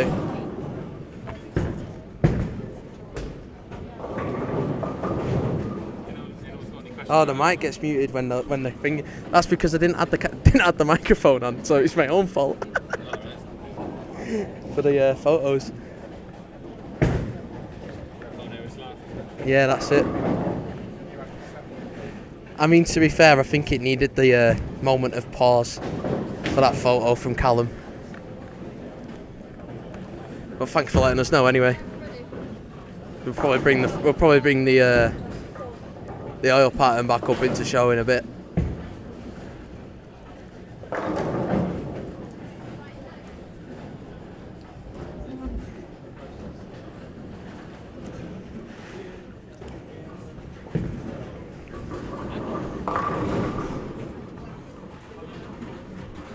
Seems to be some sort of problem then on 11 and 12. You watch Jess Sills there get a strike on 14, look of shock on her face. She wasn't expecting that one.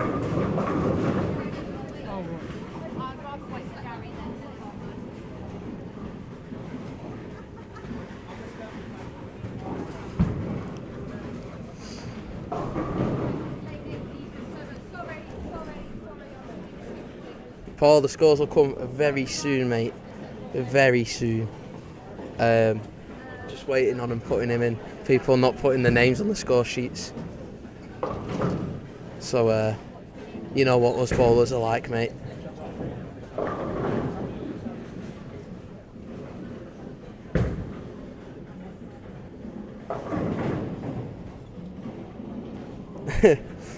Selby, mate, if you want to have a chat, mate, just put it in the put it on Facebook, I suppose. That's totally fine. I know you said you can't find your login, so if you want to mention anything, drop us a comment. It's all right. It comes through on my phone anyway.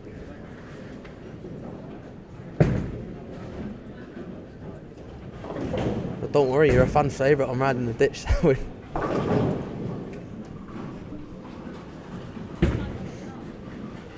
Jamie's just gone to hand the score sheets back out again, so that probably means that there is some scores, so I'll go and see what the scores on the doors are then.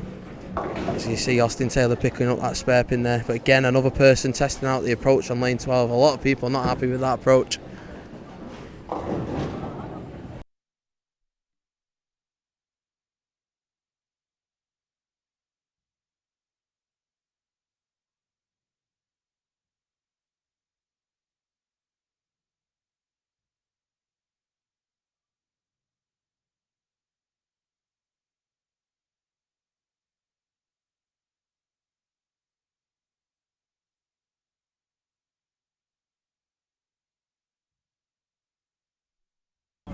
Alright, scores are getting airdropped over to the Mac, and then we will put them up on show for you then.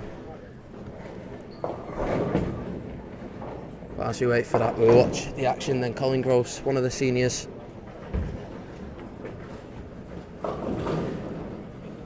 Ooh, through the head pin, leaves a big 4.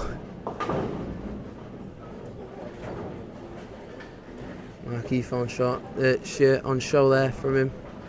Supported player, and then next door another supported player from Mark, and one of the coaches actually on Mark's books is Callum. So he picks up the spare there. Right then, let's get this photo up. Image.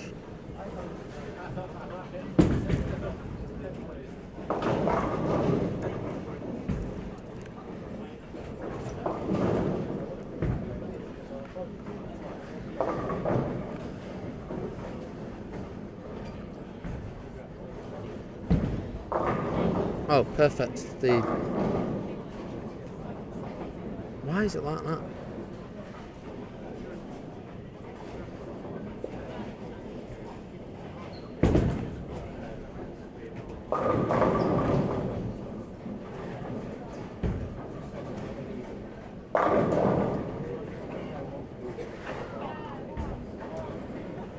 Right, scores are going across to the iPad again.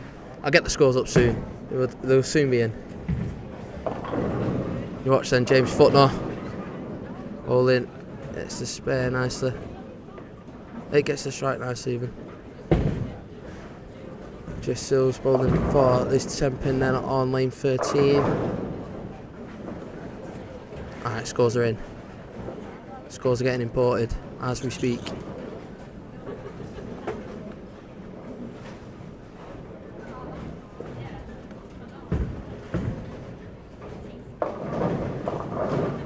Just sorting out so it fits onto the screen, and then we'll get them up.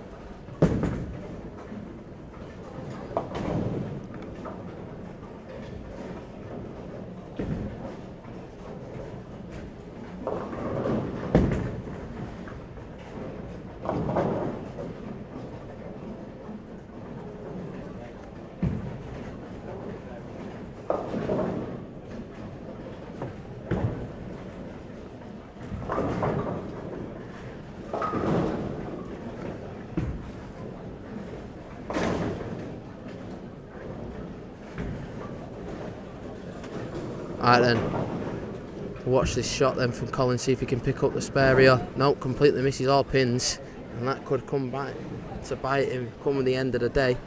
But anyway, scores then up on here then. So Austin Taylor there, as you can see, a 462, bowling pretty well is Austin, the left-hander. Then you've got Steve Thornton then with a 422, Thomas Copeland with a 421, Hadley Morgan with a 418, Rob Philby with a 399, Callum Simmons with a 393, Craig Barrett with a 392, Matt Chamberlain 383, Dan Harding 375, Matt Patrick 363, Jason Agate with a with all the threes 333, and James Footner makes. That doesn't make sense, that's only 12 bowlers.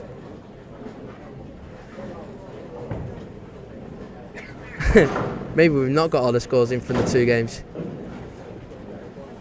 Oh no, we have, because the top 4 go through with byes. That's why there's 4 bowlers missing. James Footner makes up then the 12 there at the bottom. And then you've got the women's section underneath then. You've got top of that at the moment, Jess Sills 461, and in second place is Stacey Gold with a 330, Steph Goals with a 308, and Elsie Giddens in third place with a 316. Then in the senior section, top of that at the moment is Gary Baker with a 399, second place Colin Gross 360, Mike Sykes with a 355, and Gary Christopher with a 278. Obviously women's and seniors are basically mixed together, so the top 4 will go through on that bit into the next part. So as we look at the moment, the top 4 there will be Gary Baker 399, Jess Sills 461, Colin Gross 360, and Mike Sykes 355. There's only be one women's representative in that if the scores carry on the same. So that's your scores at the moment then. So we'll flip back then to full screen then as we watch Craig Barrett bowling, leaves the 10 pin.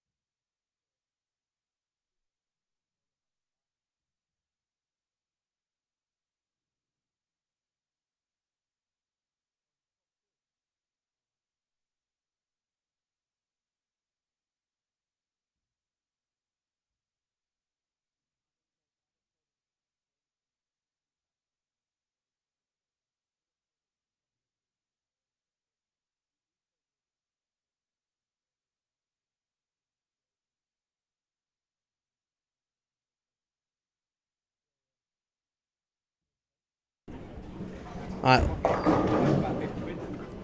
messed up with what I was saying there, but it's the top 2 females and the top 2 seniors. So as it stands at the moment, after 2 games, that would be Colin Gross and Gary Baker in the seniors, and Jess Sills and Stacey Gold that we're going through in the females. Then it's a 1-game shootout, winner takes all in that one.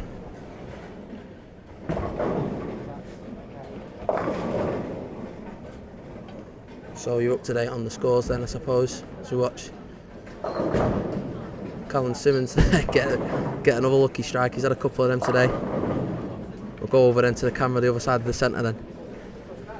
One that's behind 5 through to 8. So we watch Gary Christopher struggling with today's scores.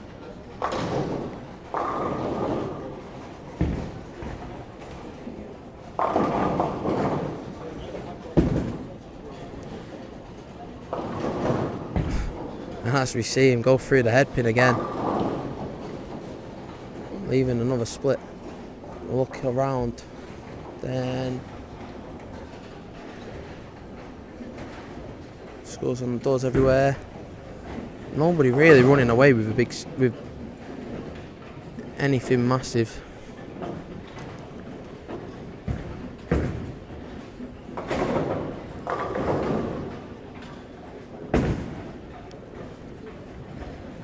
As Gary picks up the 2 on the left hand side then.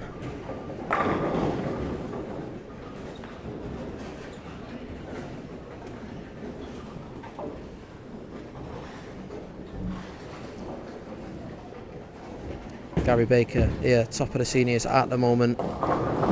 Through the head pin, gets away with a good 8.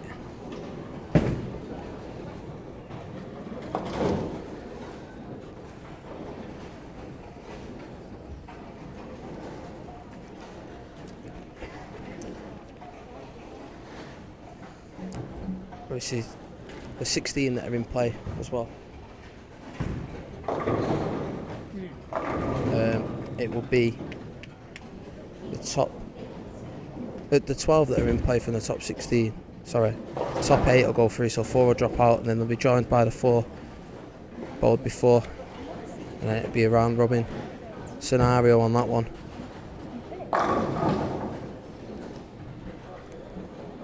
So Stevie T picked for that European team in January in the seniors, but at the moment bowling in the adult section because he's 49 this year, 50 next, so that's why he qualifies for the seniors next year. Leaves the temp in there. See Mark pick up a strike on lane 5. Struggling a bit is Mark, couple of opens, 7 spare, and then a mix of strikes just across the board. Dan Harding somehow leaves a temp in there. You can see with his face he wasn't happy that he left that temp in. Looks of how that's still standing.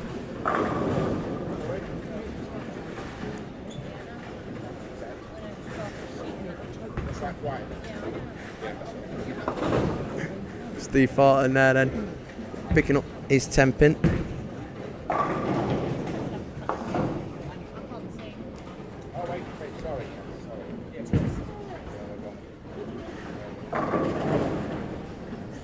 Let's see if Dan can pick up the temp in. He can pick them up on that side, so if he just does the same on the 7-pin side, you might be on for a good day.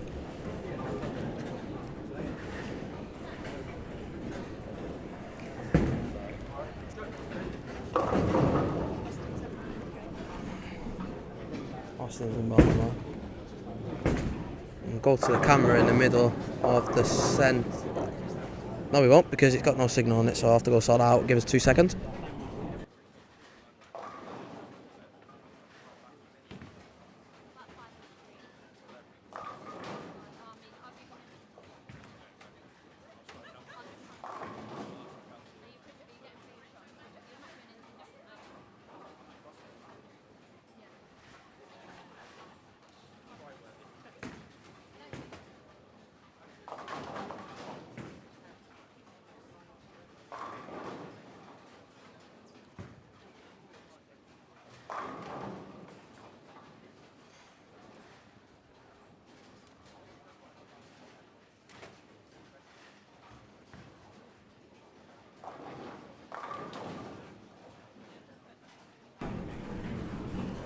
joys of low budget entertainment right here.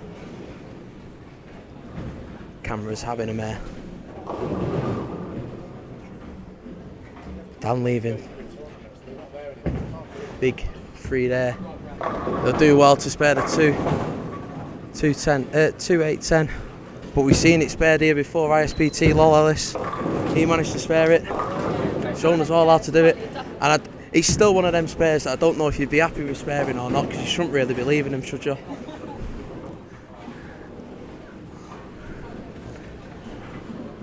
Stevie T then 10 pin on 8. Spares it nicely.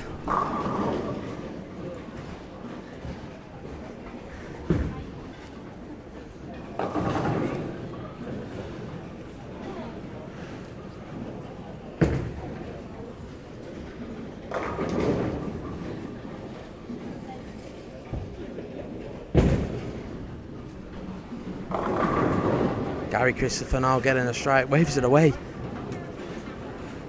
But that's a double for him now.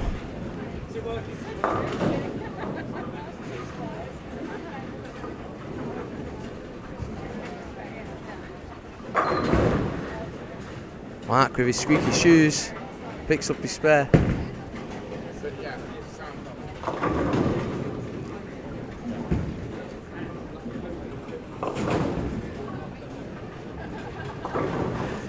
Dan picking up that 2. Every pin counts, I suppose. Make sure you get the 2. Don't go for it. Don't go for it, because if you miss it, you look like a bit of a fool. We'll watch Steve Thornton's shot then, and then we'll go over to the camera middle of the centre, because Austin Taylor's going well yet again.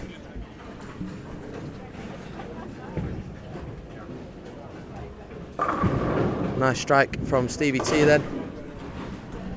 Rob Philby here then, on shot, lean 10. Struggled a bit in this game. You can see there with his reaction at the foul line, but somehow manages to get a 9.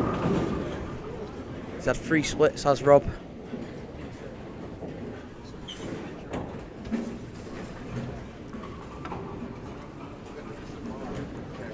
See what Austin can do here then. 10th frame for him. Another strike on the card, starts off his 10th frame well. That's 2, 4, 6 on the bounce for him. But he started off with a double 9 spare, and he's had 6 on the bounce, so he's on for another pretty decent game.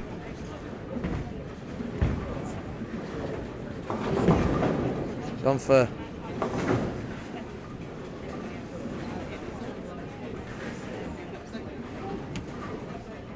yeah, decent pairing. Got the 9 there as James Footner, but he's done well. Double 6-2 open, and then he had the 6 on the bounce, but started off his 10th frame with a 9. But again, should be another good game there. So 250 plus on the cards for Austin, and a 230 odd for James on the cards here. And he's loving it with that purple ammo.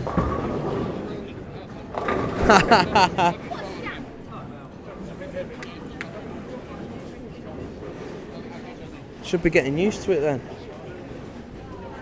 If anything, that should be helping him out. He's seen a shot before he goes on the left hand side.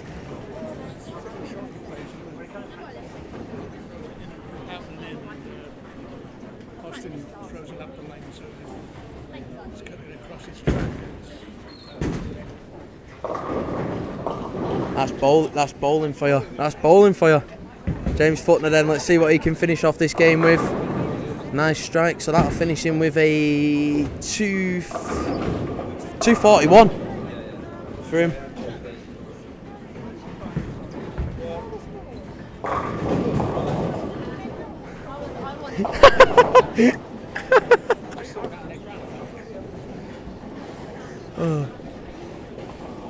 If you go on the live stream and rewind it a bit, the scores were up at one point. What do you finish with? Finished with a 241 did James Footner, and a 266 for Austin, so he's just going even further ahead at the top of the table. He's Austin.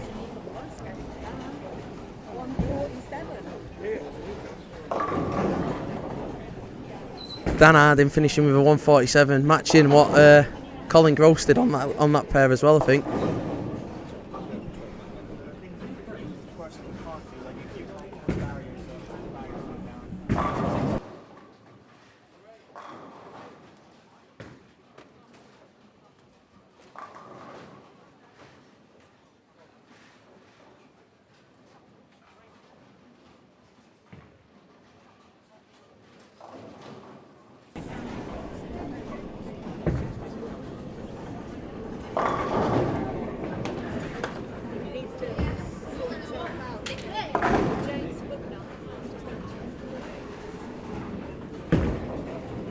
Yeah, James was bottom of the scores after 2, and with that 241, that should push him up, potentially getting him back in contention of staying in this competition. You got the scores in? Yeah. Happy days. Colin Gross picks up his spare there then. Who's had the 260? It was Austin. Oh, right. I mean, Austin was on 462 after 2, and then he's had a 266 to put on top of that. Went tell Leon. You see Rob Philby there getting a strike then to finish. Oh, no, it's not. Sorry, wrong person. ABCDs. Hard to follow a track of who's what. He starts off his 10th frame with a strike. Does Rob.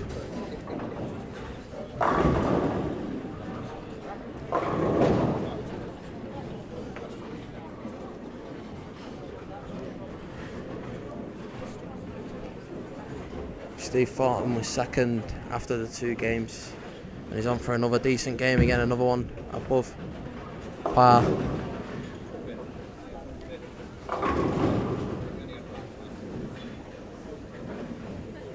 The shot that was right far left of shot there from Steve finishes with a strike, finishes with a 215. So that should keep him up near the top of the table as Rob there leaves a baby split on the left hand side. Matt Chamberlain then on lane 11 leaves the 10 pin.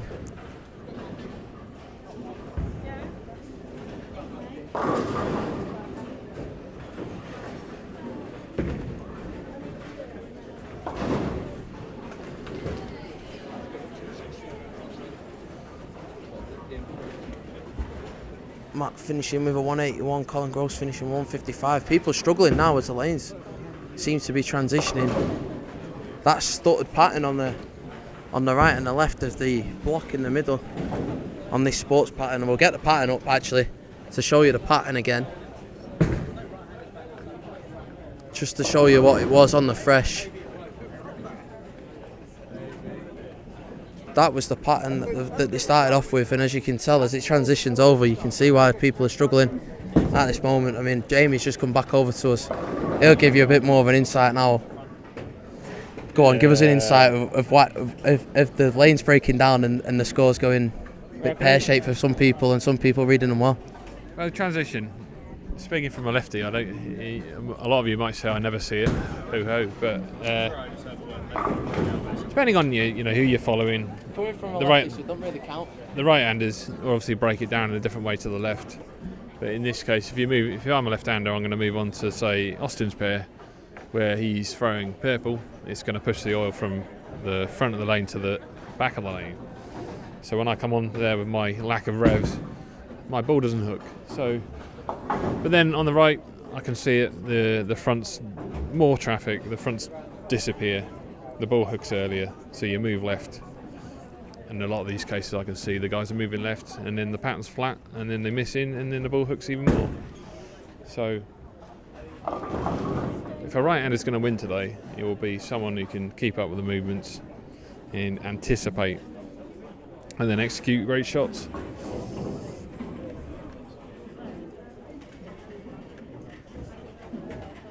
But it looks like a lefty's going to win today.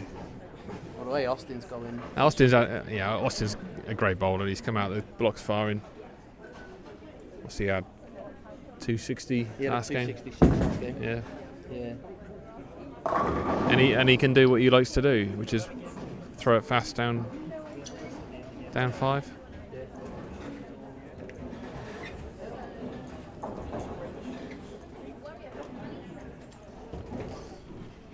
We're joined in the booth by Callum Simons. I mean, we've Just seen a quick word. Just a quick word, Callum. How are you finding them?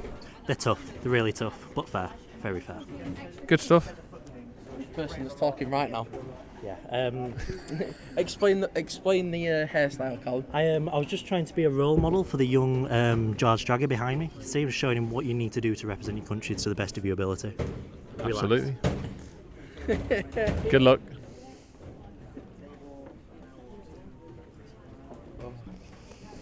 Right, what's this? Game 4 now. Yeah, game 4.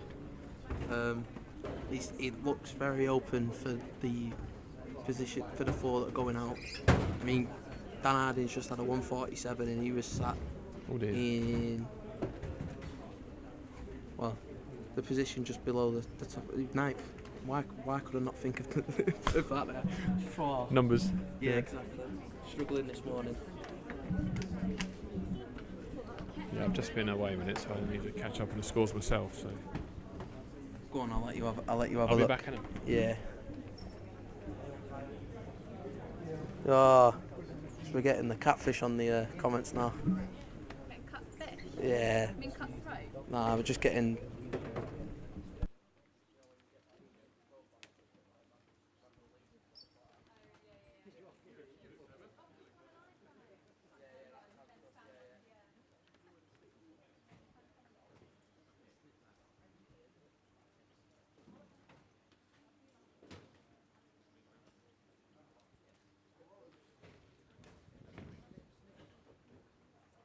I could easily commentate.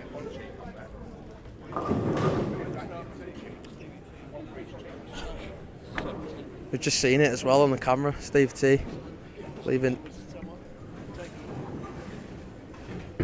Need to see if I can sort that out.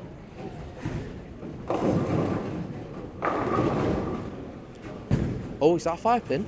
That's a 5-pin on lane 5. Craig Barrett. I can assure you that everybody's got their hands up behind the lanes, Craig, so no pressure.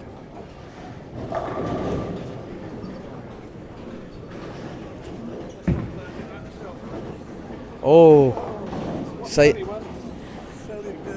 Mark did. Oh yes, it was a night of missed 5 pins. Dreadful. I was saying before to Jamie at Altrincham, we have slow claps whenever anybody leaves a 5-pin, so the pressure's right on. You shouldn't be leaving them though, should you, to be fair? No. You shouldn't be missing them. No, you definitely shouldn't be missing them, but as you can see there, that's a prime example right there, Craig, with the spare. And as you look right of shot now, they're all coming in. Thomas Copeland leaves a 5-pin as well.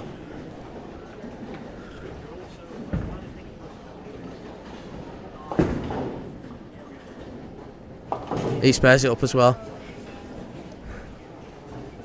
No pressure on them 5-pins, but there's great pressure because if you miss them, the whole of the bowling world will find out and will know that you've missed a 5-pin.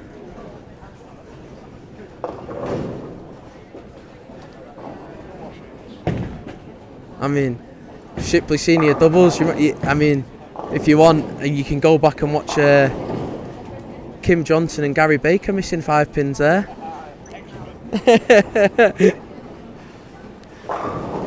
See Callum Simmons then, we've just seen him here talking, asking about his hairstyle from that picture. Gets the strike there on lane 5. I mean, if anybody's actually watching that's got any funky photos or out like that and wants to out some of the bowlers, send them across, we'll put them up. You've seen there, we put Callum's up from what Jamie sent over. But yeah, it's a bit of fun, innit?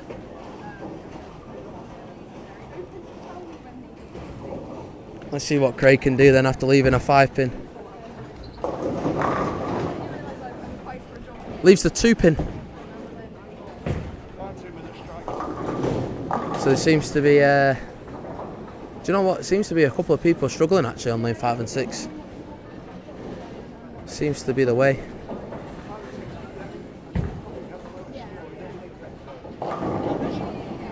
Yeah. You see Stevie T there get a nice little members bounce, staring the lane down afterwards as well. I mean, I wish the camera was a bit more wide angle because you would have seen that on the camera there, but Stevie T obviously staring the lane down, and probably wasn't expecting the ball to do what it did. I think the camera that we're going to have to go over to then once we watch Craig Barrett ball at this single pin, and Steph as well picking up that single pin as well on lane 8. We'll go over to the camera then in the middle of the centre as you watch Elsie there get a strike. That's 2 for her to start off her 4th game.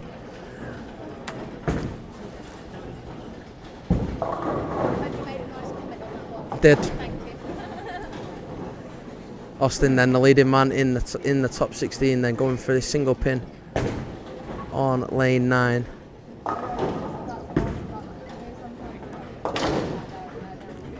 Spares it up nicely, and you can see why he's top at the moment.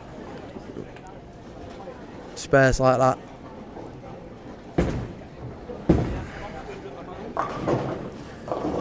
It shows the class in the man when he's not getting his strikes and he's still picking up the spares. I mean, he's come off 227, 230 something. Hang on, I get the score up. He had a 235 second then and a 266 third. You know, and then he comes over onto lane 9 and 10 and he has a 7 spare and a 9 spare and he's carrying on the clean games. As you see there, Colin Gross getting a nice mix there, getting a double to start his 4th.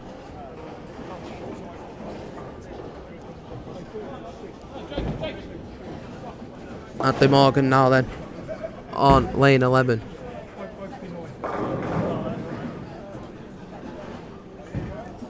As was being said before, talking about the transitions, obviously Hadley following Austin directly afterwards.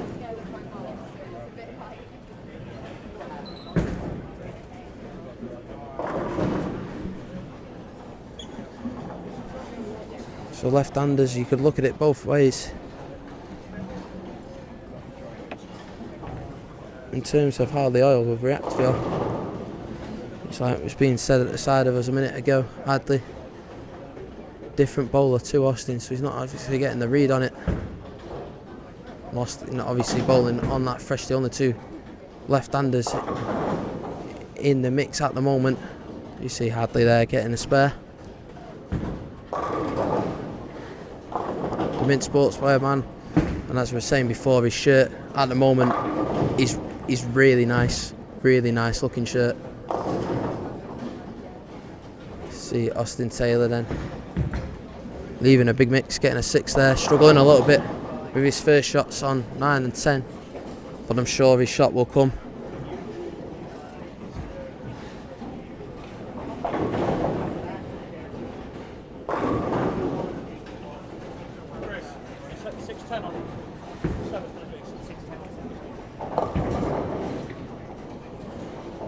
Elsie there after a double, leaving the 2-4-10.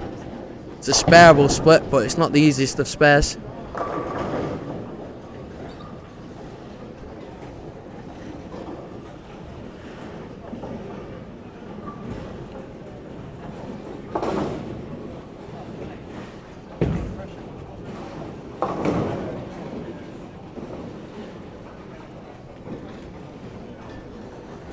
Austin picking up his spare then, keeping it clean again, as we're saying, shows the golfing class in the man.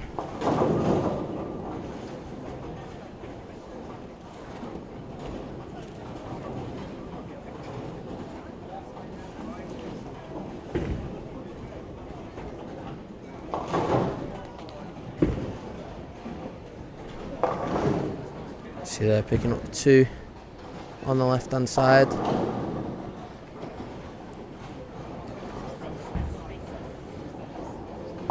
Jason picks up his spare on lane 11. Going on nicely again is Jason. He's on for the Dutch 200 9 spare strike, 9 spare for him to start it off. His 4th game.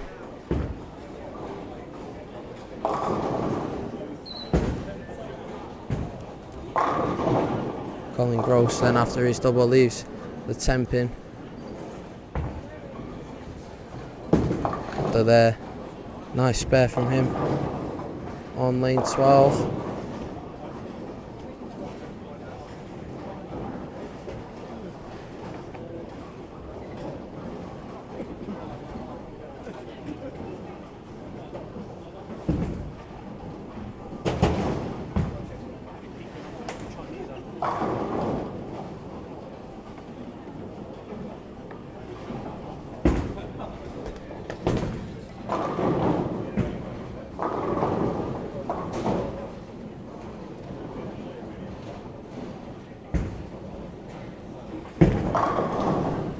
Gary Christopher then going for this 2 that he's left, only picking up the 1. Struggling a lot today is Gary.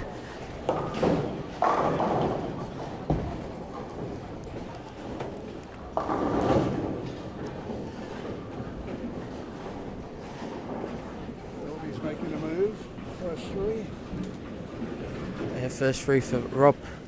Missed that one as I was trying to sort out some of the comments that were being left. If you've seen it in the chat, then you would have known. Obviously, if you're watching, don't hesitate to leave a comment.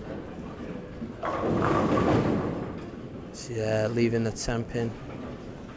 Looking to try and bounce back from a split that she left on lane 9.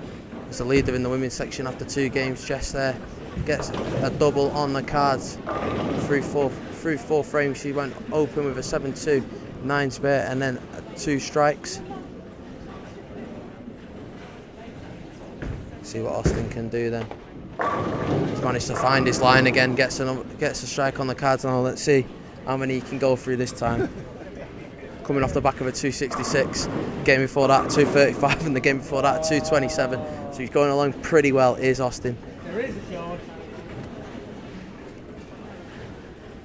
As we were saying before, top 8 to go through from this 12 that are bowling at the moment. Then they're joined by the 4 that were automatic qualifiers. Then I'm pretty certain it's a round robin scenario, is it? Yeah, round robin scenario after that one. And then in the women and the with the women and the seniors, top 2 women, top 2 seniors go through to a 1-game shootout. Winner takes all in that one.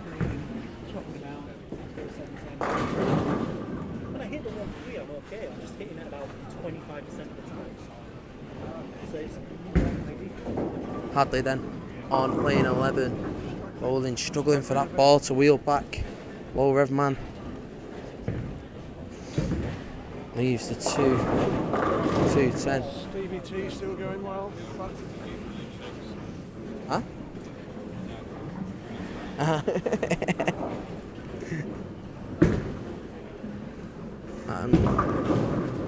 You say Hadley struggling, but I mean he was sat 4th after 2 games. He had a 239 and a 179.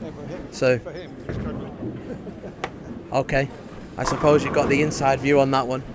For him, struggling is what has been said to the side of us. You see, spare picked up by Colin Gross.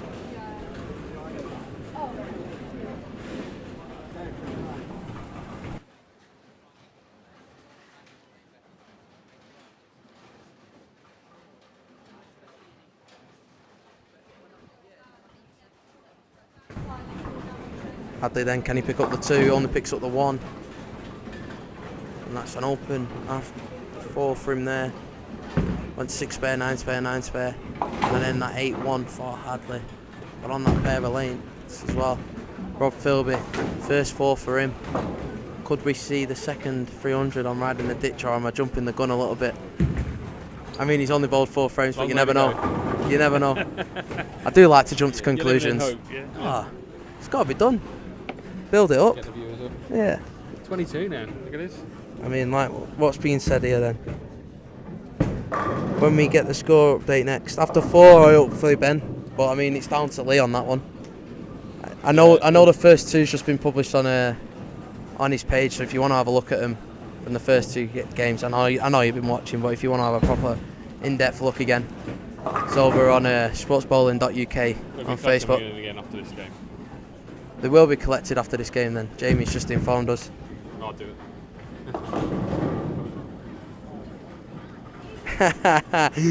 Bob putting that he needs new batteries in his calculator there. Love it. That's what things we like to see in the comments. Great entertainment between bowlers. Austin then he's managed to find the line on his last shot, and there again he has definitely got it dialed in today as Austin. And if you're just going to put your money on anybody to probably walk away with it, it looks like Austin in this one. Ooh. How do you feel? You should laugh. Off camera there, Mark Patrick goes for the free 610, takes out the 610, and the free pin wobbled to the point where it nearly fell over, but it didn't. Yeah, the ball actually hit it. Yeah, that was the funny part. I think he struggled a little bit as Mark. I mean, where was he after 2? Sat in 10th position after 2 was Mark, so he was outside the top 8. And I don't know what he bowled on the last game, but he was on. Was he on the dreaded 5 and 6 pair? I don't know where he moved over.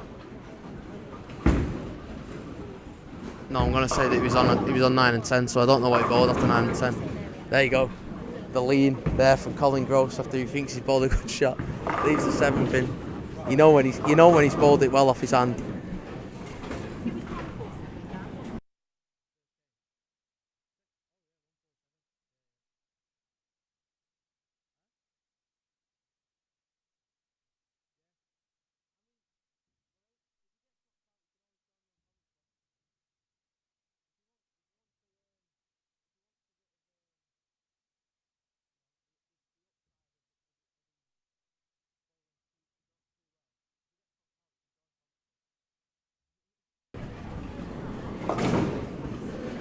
Colin there picking up the spare.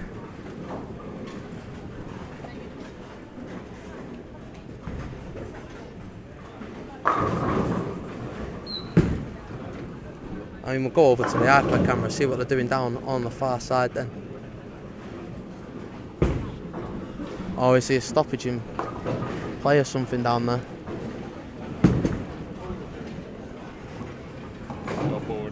Oh, ball jam on 13 and 14, so it was pretty pointless jumping to this camera, but we'll watch Hadley anyway.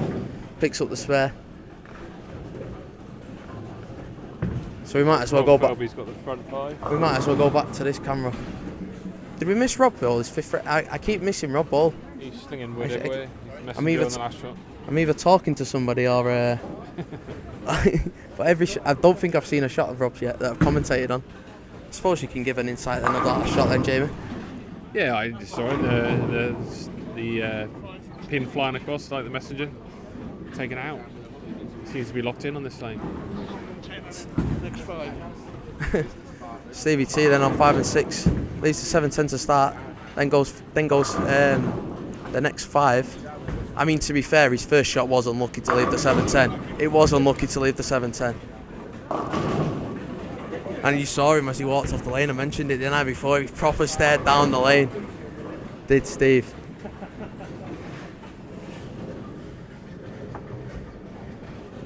The beast lean. He's about to bowl in a second. Watch Chelsea bowl, but you can see the beast lean again. It's a senior thing, isn't it? The seniors love a bit of action on the foul line. It must be. Well, I mean, if you watch him in match play scenarios, the way they run out shots and stuff like that, I mean, you get it a little. Hobble. Yeah, well, I suppose it is a more of a hobble these days. Jason there, just missing the free pin again on that. Wasn't as much of a lean that one from the man they call the beast. Yeah, flat girl's coming up on that one. I think I might have to. Yeah, I'll let you take over commentary, Jamie, while I sort that over camera out.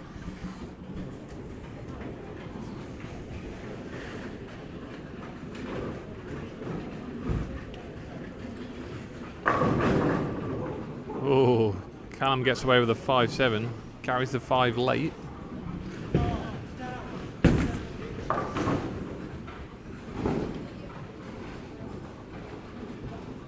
Got a few lane issues on lane 13 and 14, folks, so just bear with us.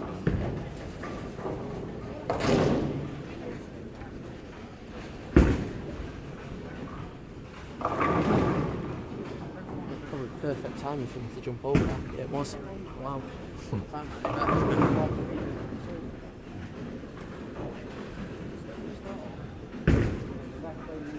Sammy sacks in.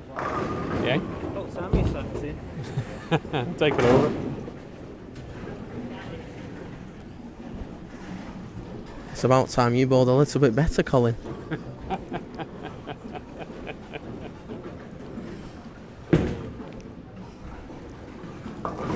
See you there. Two being picked up on the right hand side then. Hi Stacey. You see Craig as well. Wow. But do you know what? I pressed the button on my camera. Right? He'd obviously just jumped down as I pressed the button on my camera, and he starts drilling with his feet. And I thought my camera's making a weird noise there. Oh, Thomas misses the single pin. Right, let's see what Stevie T can do then. He's had that 5 after the 7-10 that he left in the first frame. Let's see if he can make it 6. We'll go over there in a second.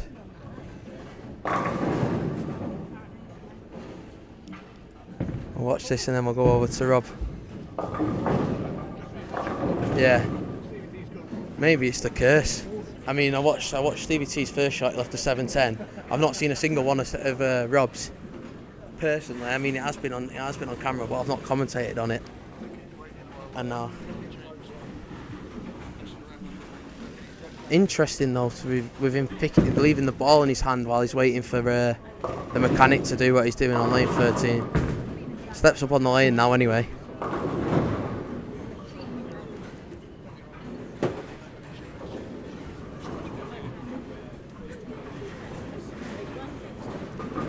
Let's see what he can do then.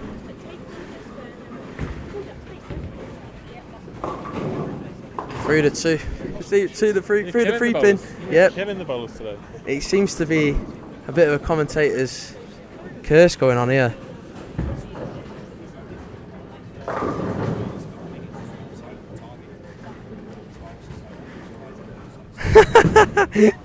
I've just read Paul Loveman's comment there. Seniors at the foul line need to show that they've still got some energy after a 5-step approach.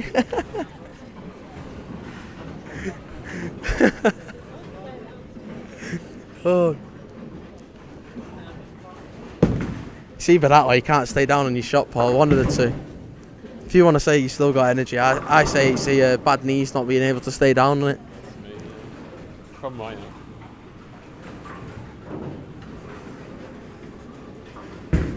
Hadley then, the other left-hander in this competition. It's a strike, nice little fist pump as he walks away and looks at the camera. Do you know what? Let's go over to the camera that's behind 13 and 14 and someone's just knocked it as well. Probably sat down on a chair at the side of it, to be fair, but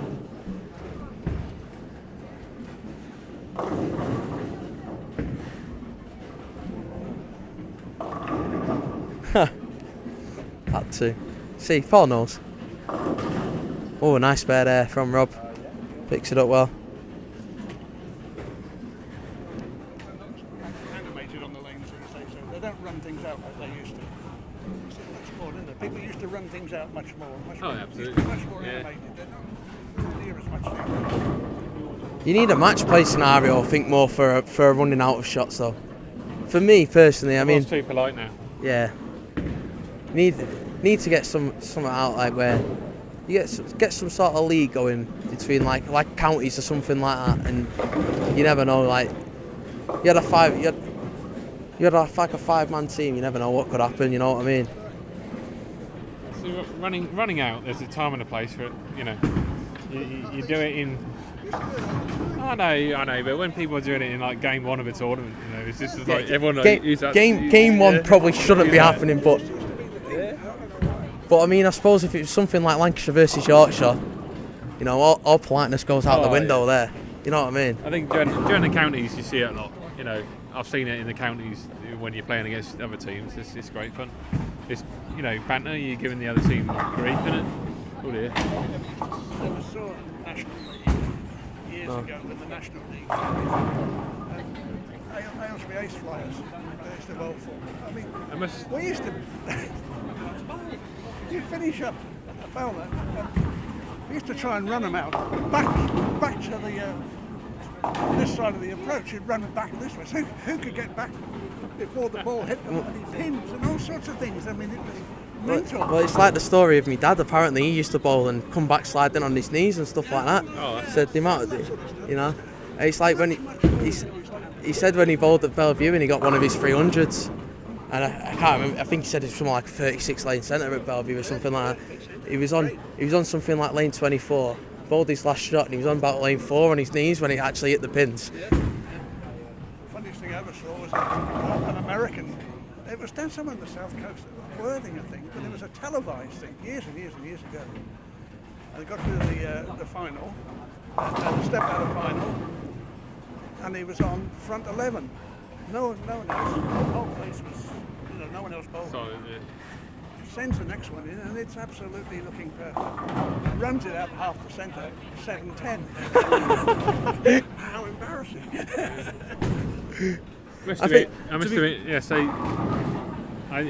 Years ago, the Irish Open 2014 final, I'm playing Jason Agate, and the one time I don't normally shout things out. I'm not, you know me, I'm not that loud, but I struck in the right time and I screamed. And I think it actually put him off the next shot because he whiffed the spare, and it helped me win the thing. So sometimes there's a time and a place, and you are really amped up. I remember that in that final situation, I was like, adrenaline was absolutely flowing, and you are amped up. But I know nowadays bowlers are more reserved when it's like, but you always get that one person. I can think of a few, but one person who's amped, he's like fist pumping and slapping out really hard in like game 1 of a tournament, and you're like, calm down, lad. I must admit, if I'm bowling well in a league scenario, and especially if I'm bowling against like some people, some people, you've got to do it. Like, it's got to be done. Especially if you know you're bowling well as well. Like if you come off practice and you know you've got a shot in hand, and then if you go like the first couple, then it's got to be done really, hasn't it?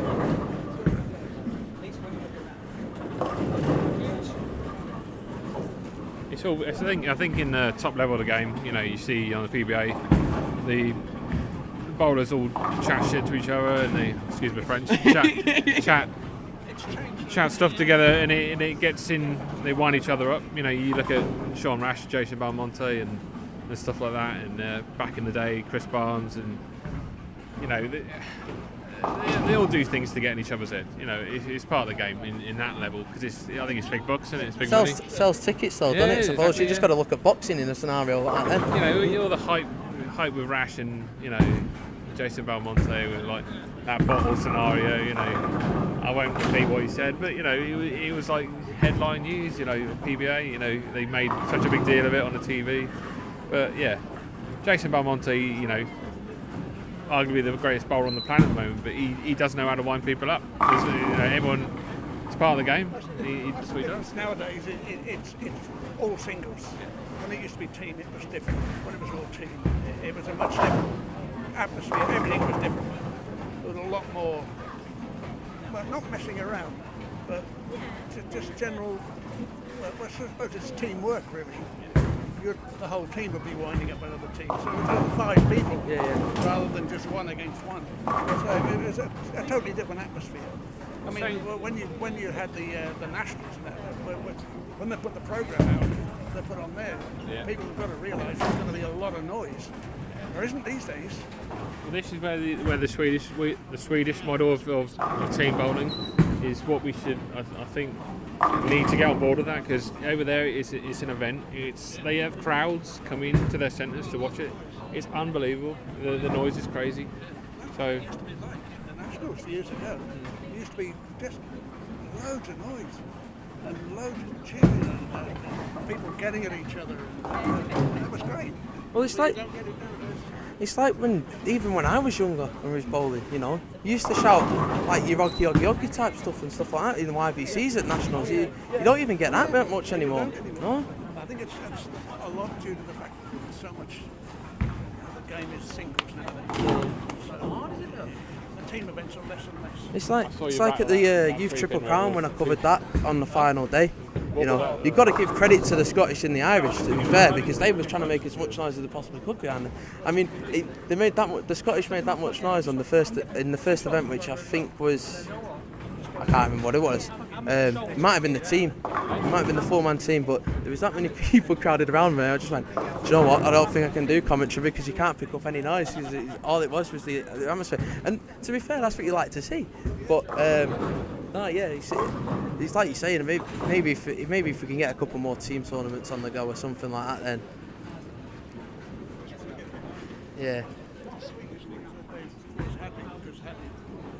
I used to play with the Swedish thing when I used to live there. I used to say it was just mental. Yeah. It was just the noise, you know, cheering. And it was like a football match. But you just don't get it. You know, it's just quiet now.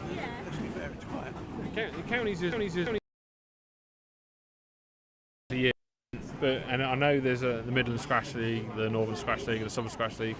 We do a similar thing, but it needs to be more of a team tournament, like where it's money's on the line and all the rest of it, and it's more intense.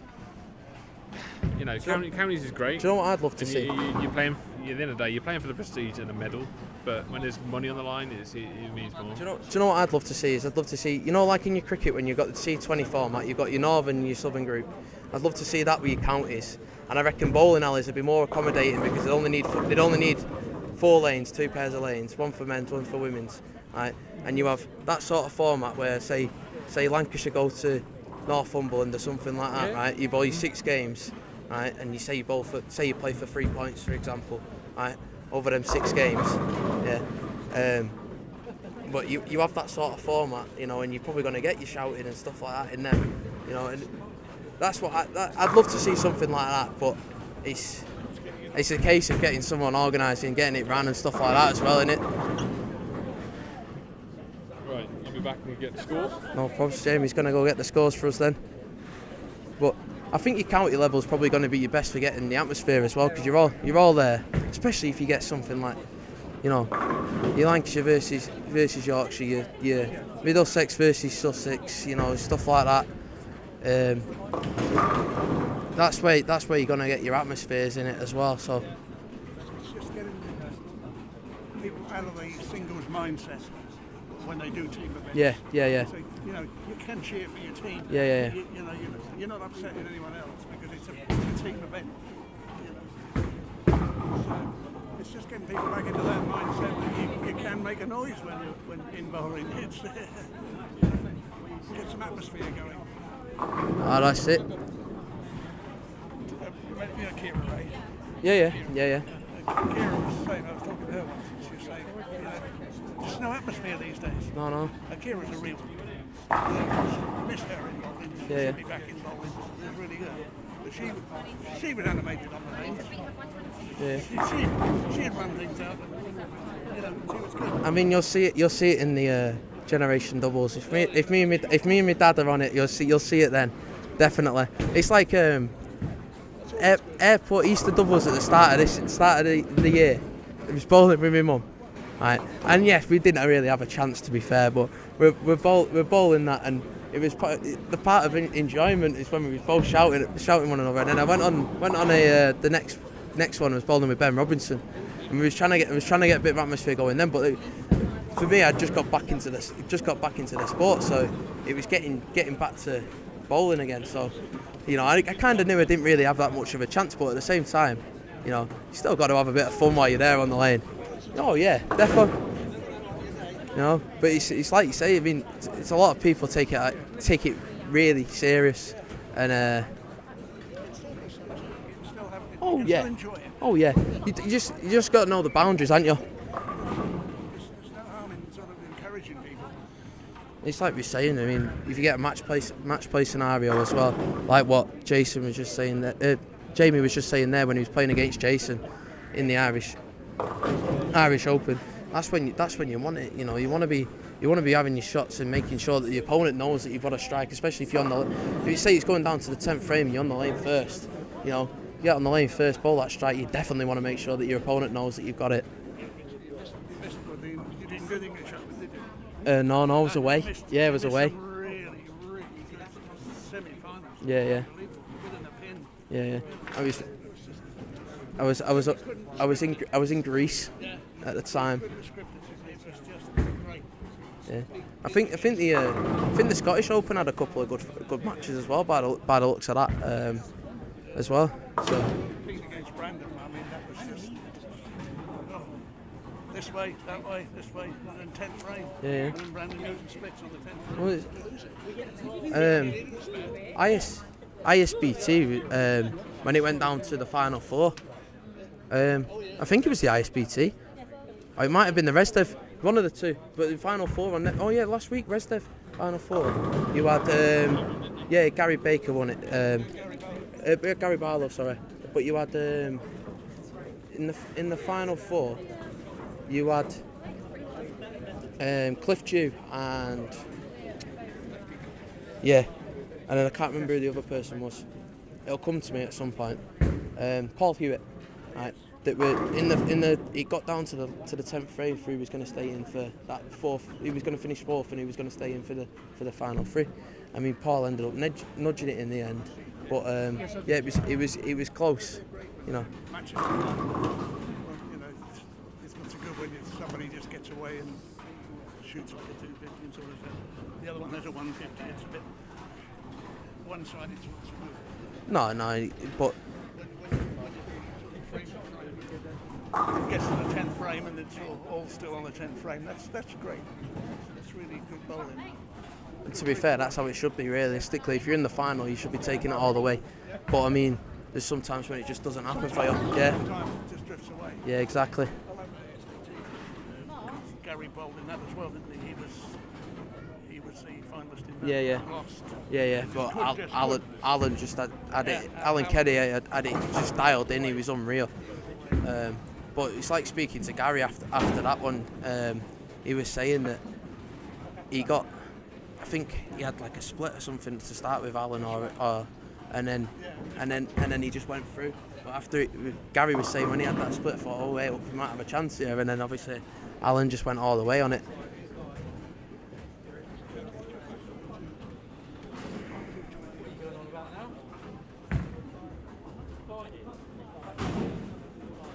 I mean, not really had a track on the scores here, to be fair. Austin's with a 220. He's bowling well, he's Austin. And he's had an open in that as well, and he's still finished with a 220. Rob's finished with a 237. Had the 223. Yeah, 210 for Stevie T. I think Craig Barrett's had a 214 there.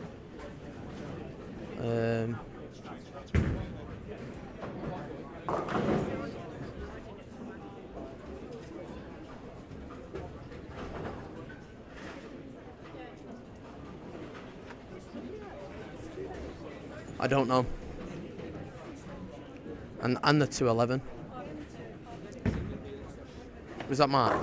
Mark had the 211. He needs some 200 plus. Who had the 222? Were you on 7 and 8? I was on 5 and 6. Oh, was it Mark? Who had the 211 then? Tom had the 211. The scores are getting updated as we speak anyway from Lee, so as soon as we have them, we'll get them up.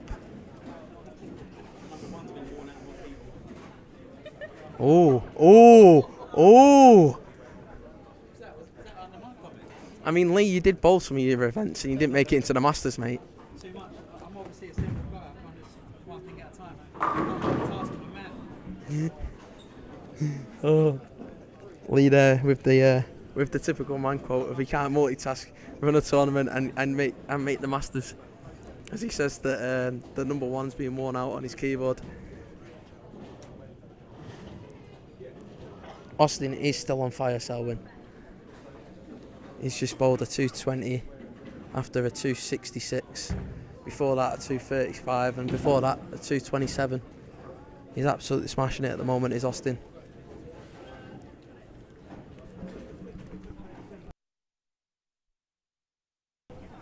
So as the players move, I'm going to give you a break from my voice for a couple of minutes.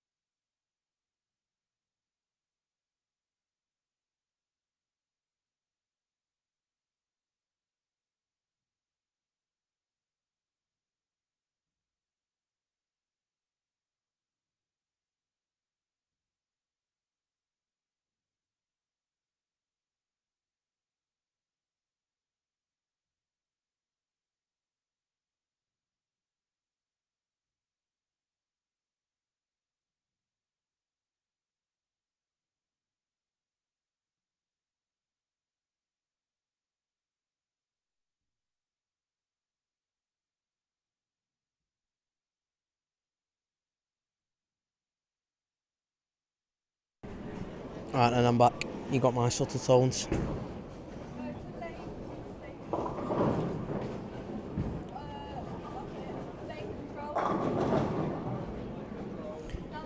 So, and if you want the pattern, mate, we'll ping it up again for you. So,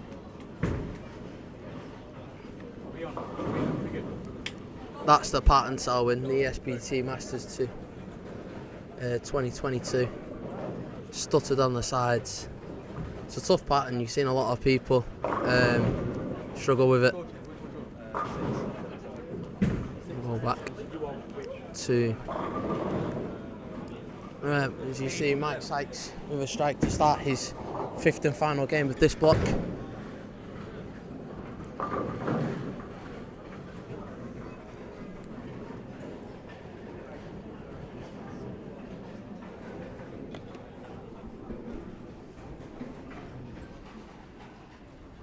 I think we might actually have a score update, so I'll go and grab that.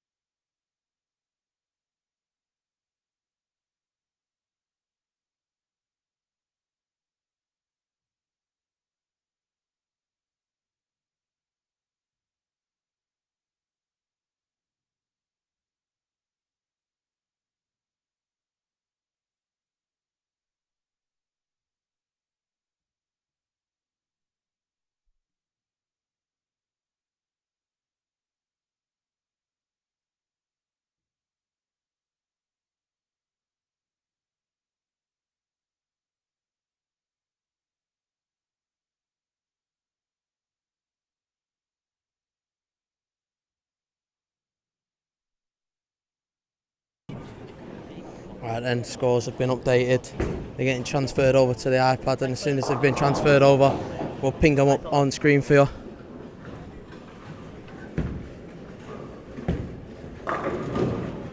We're gonna grab him in a second.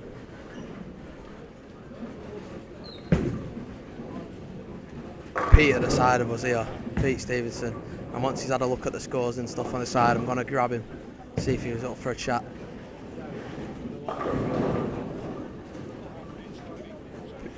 Pete, grab him for a chat.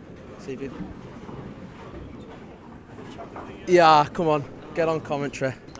Alright, you've had a look at how people are bowling. You're in the top 4. Alright, what's your plan of action? Lose to the lefties and finish 4th is no. It's hard to say without. Positive thinking there. Sorry, mate. No, I haven't brought urethane, so I won't be throwing that. I don't know. I think I'm just going to slow wheel it. The look of disgust from Callum stood in front of us. No.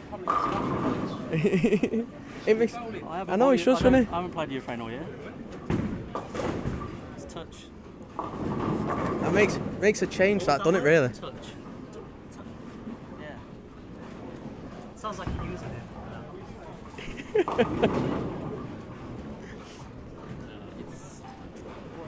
It's too hard. Watching others, you can have an idea, but until I throw a ball on there, I've got a couple of new balls with me today as well, so I need to see what they do. But yeah, we'll see. Questions have to be over the shirt as well here. I mean, you're not a Liverpool fan, are you? Not at the moment. Right, good. I was looking at it and I thought. Unfortunately, we can talk about last week's game if you want. That's fine. You return the favour for us after getting beat off Nottingham Forest. Oh.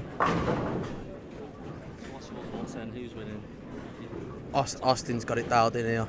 Austin's really got a good shot left on the left hand side. I mean, questions is though, is he's effectively had the fresh every time because Hadley's been following him, not him following Hadley. So In as well. yeah, so it'd be interesting to see if that gets a mix up a bit later on, and see what happens. But Purple Hammer, he's had it dialed in, and to be fair to him, he's made his spares when he's had the spares on the go. So Doesn't really miss. Austin, not many people here miss theirs, to be fair. that's why they're in the top 16, isn't it? You know. Exactly. That's what the tour's about, really. Yeah, we were saying that before. See if the scores have been come over so I can get them up on screen anyway.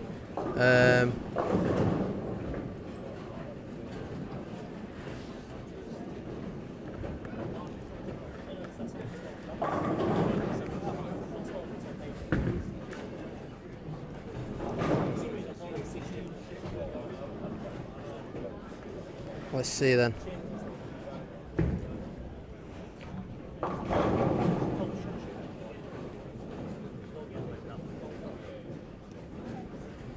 Oh, it does that awkward thing where it needs to be screenshotted.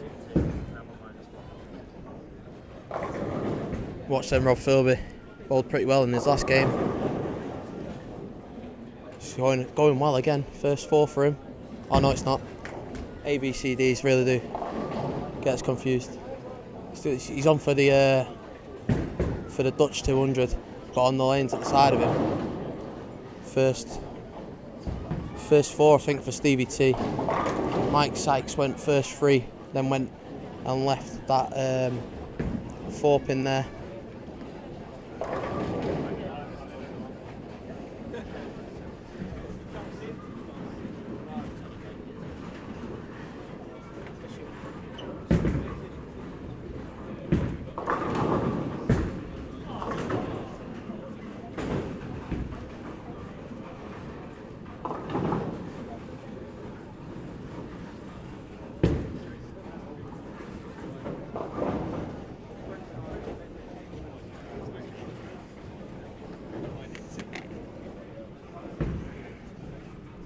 Photos going over with the scores on.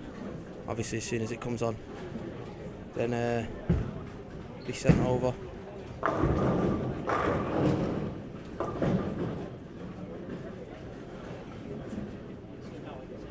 Scores have been put on sportsbowling.uk if you want to get an update before they come onto screen. I've now got them on the Mac, so we'll get them up ASAP.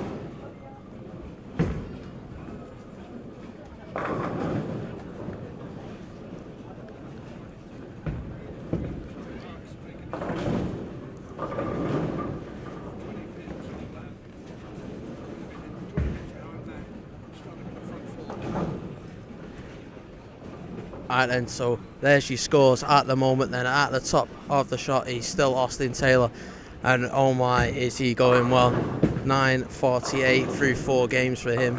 Then in second place is Tom Copeland with 8.51. Then in third place is Steve Thornton with an 8.47. Then in fourth is Hadley Morgan with an 8.27. Then in fifth is Rob Philby with an 8.04. Callum Simmons sits in sixth with a 7.99. Craig Barrett just below him in 7.90. Then in 8th position, and the last qualifying spot, is Matt Chamberlain with 7.68. But as has just been said at the side of me, Mark 20 pins behind in that 9th spot with 7.47, and he's gone through the first 4 here with strikes. So we'll see what happens, but on that one we'll go across to that camera as soon as I've run you through the scores then. And below Mark is James Footner with a 7.01, Jason Agate with a 6.85. Then finishing in 12th position at the moment is Dan Harding, who seems to have struggled quite a bit today with a 6.80. And as we mentioned, that Mark's gone first 4, leaves the 4.6. Anyway, then in the women's section, then top of the women's section at the moment is Stacey Gould with a 6.99. Then in Top of it is Jess Sillis with a 8.68. She's absolutely running away with it. That's why it's not even close, because second place in that is Stacey Gould with a 6.99. Third place is Elsie Giddens with a 6.73. Then in fourth place is Steph Goldsbrick Pink with a 6.68. Then in the senior section, then bottom of the screen, top of the seniors is Gary Baker with a 7.69. Second place is Colin Gross, 60 pins behind him, or 63 pins behind him, with a 7.06. Then Mike Sykes just misses out of that top 2 position by 4 pins on 7.02, so it's going to be close between them two. Then fourth spot in that seniors is Gary Christopher with a 6.09, so he's still all to play for the top to top. Second place in the women's and the second place in the men's. Can't really see Gary messing up that 63 pin spot that he's got there. Anyway, we'll jump back to the action then, as Jason Agate has gone the front 6 there on lane 13.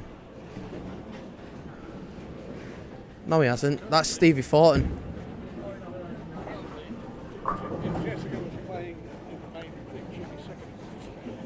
Oh yeah, just been mentioned at the side of us here. If Jess was playing in the top 16s, she'd be second in the rankings so far.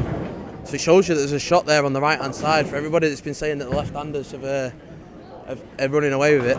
The shot is obviously there on the left-hand side, and it's a woman that's running away with it. So it shows you that it doesn't need to be high revs like some people with Europhanes.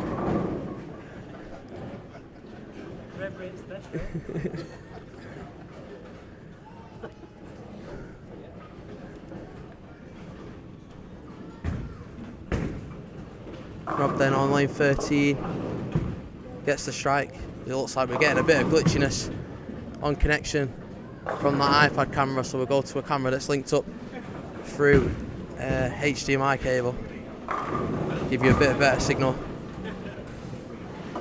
So you see James Futner there getting a 4-bagger after he's opening the second.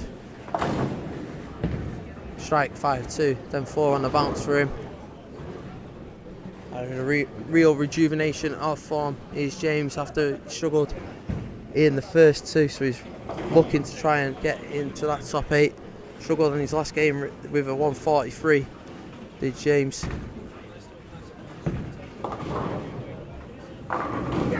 As you see there, Colin Gross running out his shot, and the look of, oh no, my knee. He knows he's not young anymore. We've been talking about it. Oh.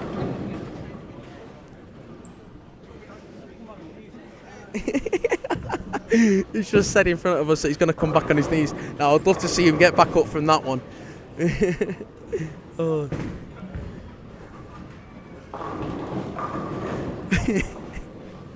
He nearly went flying as well. He just went off shot, I think. Let's see if Callum does any sort of movement afterwards. No, he just gets a strike and walks back like the boring man he is. Commentators curse on it, but Stevie T's on the front 7, I think. Or not. To be fair, I have mentioned it for about the past 3 shots, to be fair. But he's still carrying on, but he's on the iPad camera that the signal isn't great on. So we're going to see if I can... obviously people are connecting to the free Wi-Fi.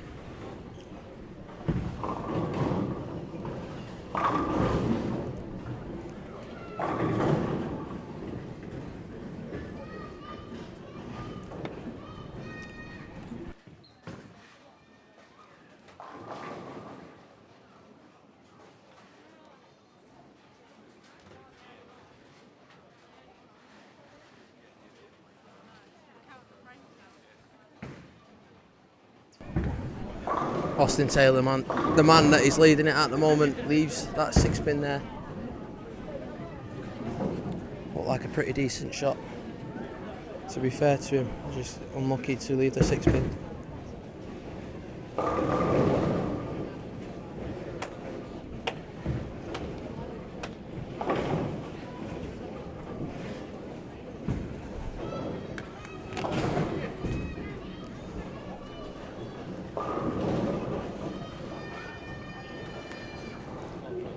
So when cheering on these people then going down south, saying well bowled to Jess, as we was mentioning before. It's not just the left-handers running away with it in Austin. Jess Sillis bowling there is saying that if she was in the top 16 she'd be second at the moment with an 8.68. She's running away with it in the women's section.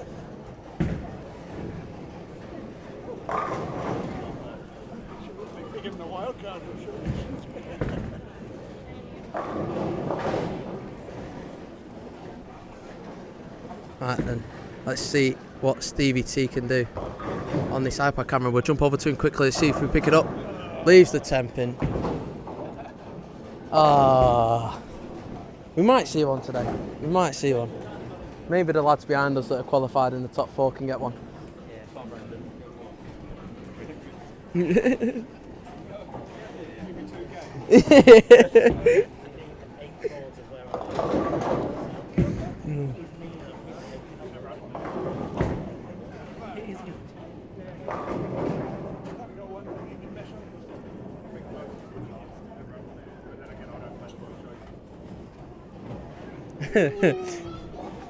Top 4's got to go in yet, James, mate. I know you're saying Austin's arm's got to fall off for him to lose it, but still a top 4 to go in that call the top 4 qualifiers. Austin's arm's got to fall off for him to lose it.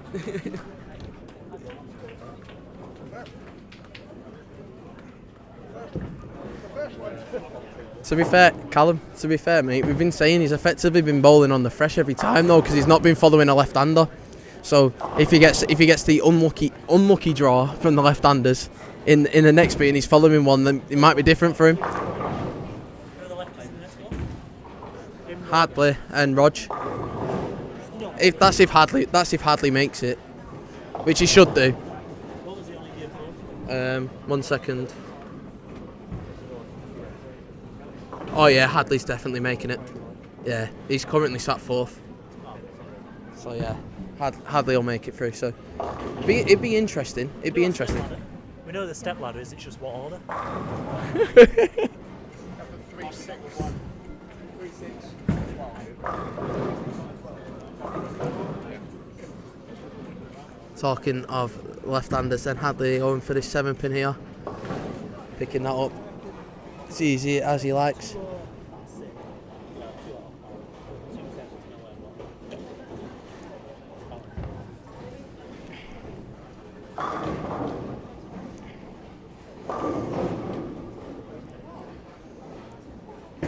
Might be able to pick up one of the 4 that drop out from today's game, depending on how they're feeling after dropping out, I suppose, on commentary afterwards. See then, leader of the women's section, Jessie, a left of shot, another strike for her. That's a double for her after a 9 spare, going on well.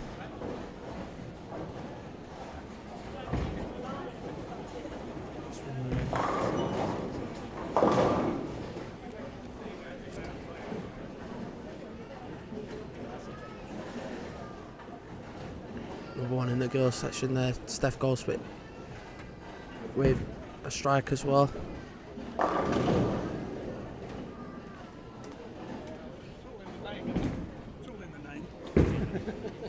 Why, what happened there? I missed it. The old man. What did he do? That's all the name, isn't it? There's gross people, I don't know. What did he do? Strike, wasn't it? Oh, was it? See? I taught him that. You taught him.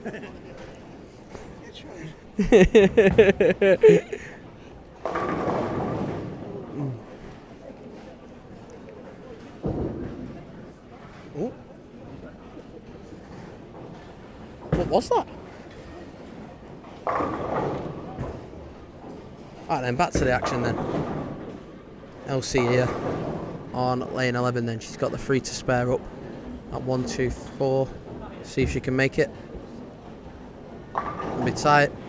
Gets it with the pins knocking against one another.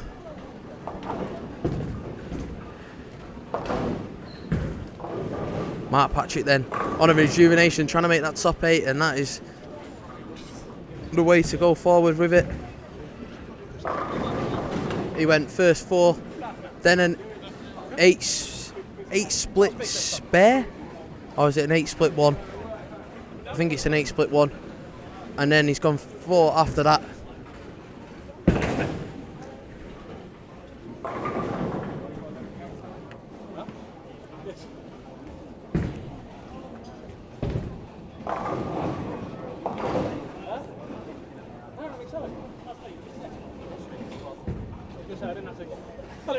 So, and I think you might be right there with Gary.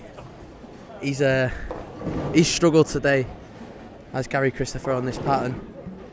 And another one that seems to have struggled a little bit as well, Dan Harding bowling now. Hits the head pin hard, misses that pocket, leaves the 2, 6, 10 then. So you see then Jess Sillis bowling another strike for her. That's 4 on the bounce for a double in the 10th frame. Bowling very well is Jess. Steph then also in the women's section. Do you know what? For the women's section, for who's going to finish in second spot, you've got Stacey 26 pins ahead of Elsie. And is it Elise? Right.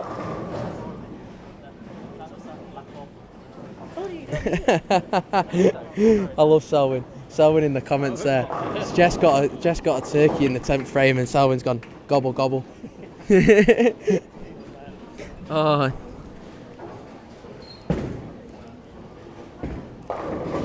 Right, so Stacey's here. What's Stacey on?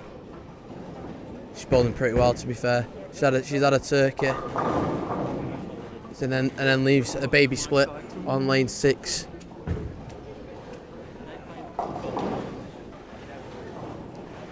And then it looks like the top 2 for the women's section is going to be Jess and Stacey. Elise is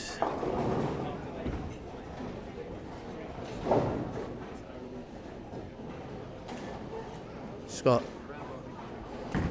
a double wood there. The two in the 8 pin left to spare. Yeah, it's I think Stacey's done it. Stacey's finishing second. Then in the senior section, then let's have a look at the seniors.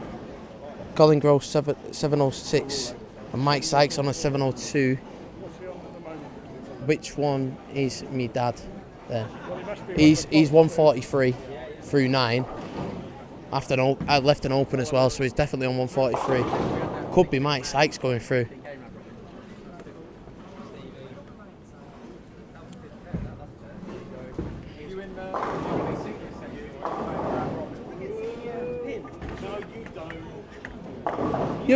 You'll be 50. You'll be 50, Steve. So you'll get no age bonus anyway. You'll be 50, so you'll get no age bonus anyway.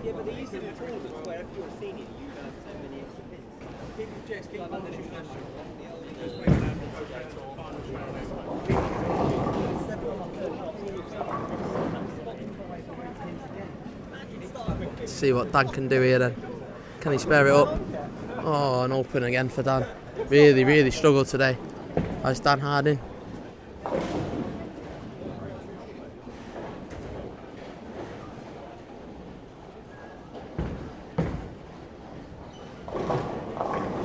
Hardly there, getting a strike.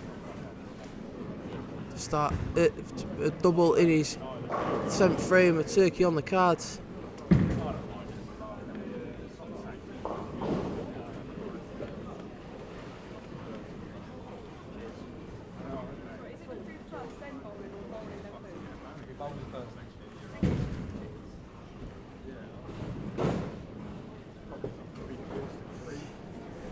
Mike Sykes looks to have missed the 10 pin there.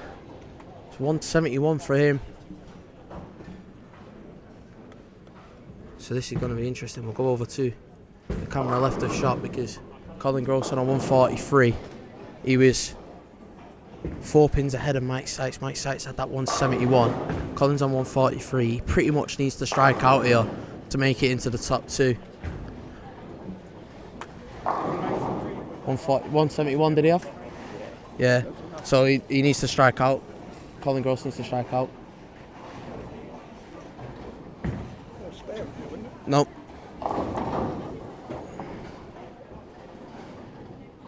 143. Makes it 173, and he's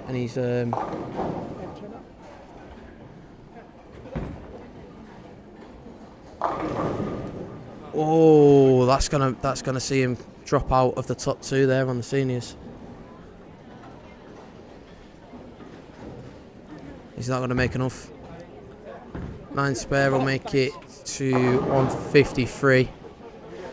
And a strike will be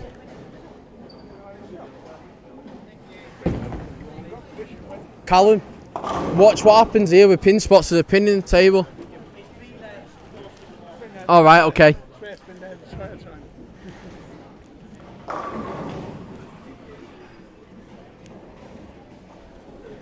Spares it up, does Colin. He can finish on a 163. He had 4 pins on him, so that'll be a 167. So Mike will see himself go through with that 171. Yeah, there was only 4 pins in it. 706, 702.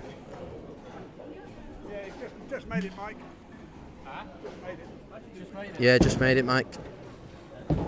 Mike, one of the late entries as well into it after Kim Johnson and Jeff Brown couldn't make it. We got knocked out last week. Huh? And my son got knocked out at the English Open last place day. Gary. Yeah, mad. Someone's got to hold the family name. You see then Callum make that spare there. He finishes with a 226. I should see Callum through surely.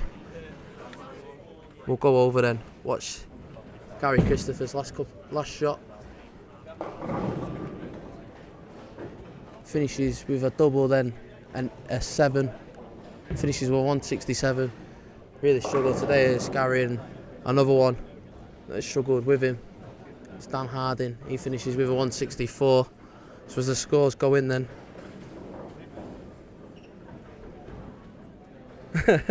James Shinglefold saying, unfortunately, I think Dan took note from bowling with him on Thursday in the league. If that's what you say, James, mate.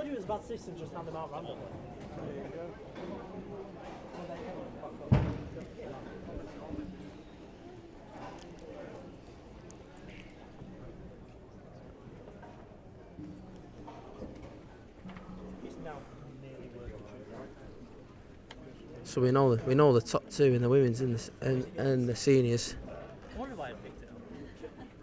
It'd be interesting to see who makes the top 8 then from this 12 that are in for the adult section. Scores are just going in and give you a readout as soon as they go in. Anyway, I'll leave the stream live. You can stick with my sort of tones.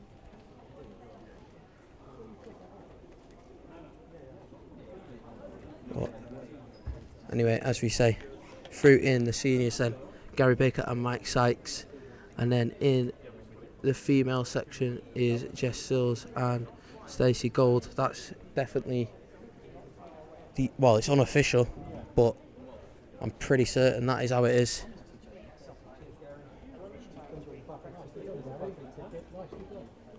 Keep your stuff on. We want to get the seniors and the ladies finals off as soon as possible. Oh.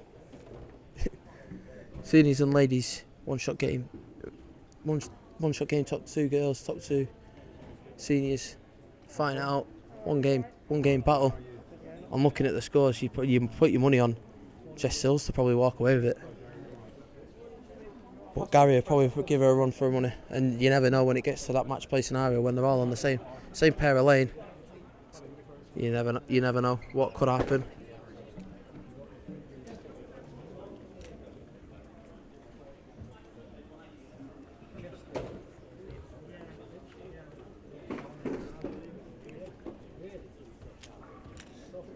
Waiting on the final scores to go through.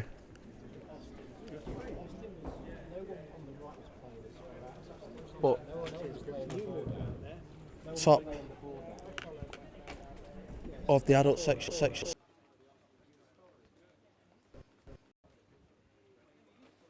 .93. The only game that was below that 200 par score from Austin, and it was only 7 pins below. Just shows how good of a bowler he has been today.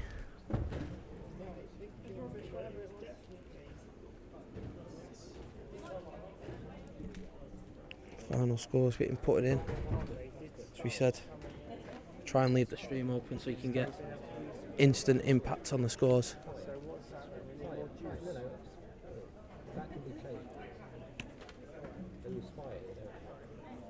No, I think it's both in it. What did you ask for?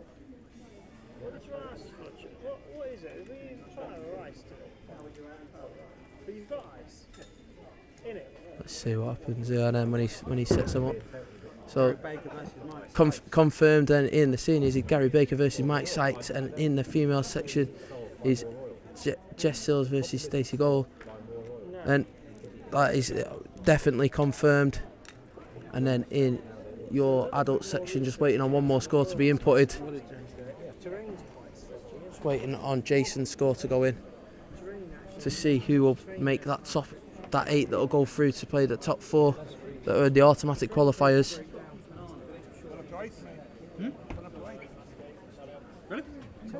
At the moment, you got Jason's score to go in yet. About 208, or was it about 2? Yeah, fire isn't. I should have been better. As Mark does the format then on the column. So top then in the 8, Austin Taylor with an 11.41. Then second, Steve Thornton with an 11.05. Hadley Morgan third place with a 10.52. Then in fourth is Tom Copeland with a 10.33. Callum Simmons in fifth with a 10.25. Rob Philbert in sixth with a 10.12. Then in seventh is Mark Patrick with a no, he's not. He's seventh. Mark Patrick is seventh with a 9.92. Then finishing the cut is Craig Barrett with a 9.72. No, he isn't. He's seventh. Line one is players game 1, game 2. Yeah. So the cut line. Yeah. So the 4 that will drop out is Matt Chamberlain, James Footnot, Jason Agate, and Dan Harding. Then that completes your first 5 games. We'll be back live for the seniors and the female section very, very soon. But until then, we'll cut the live stream off and give you a rest for the time being. Trying to get the oldies and the females on as soon as possible, and then they'll get the round robin bit up after that. But until then, we'll stop the stream here and we'll give you a little bit of a rest.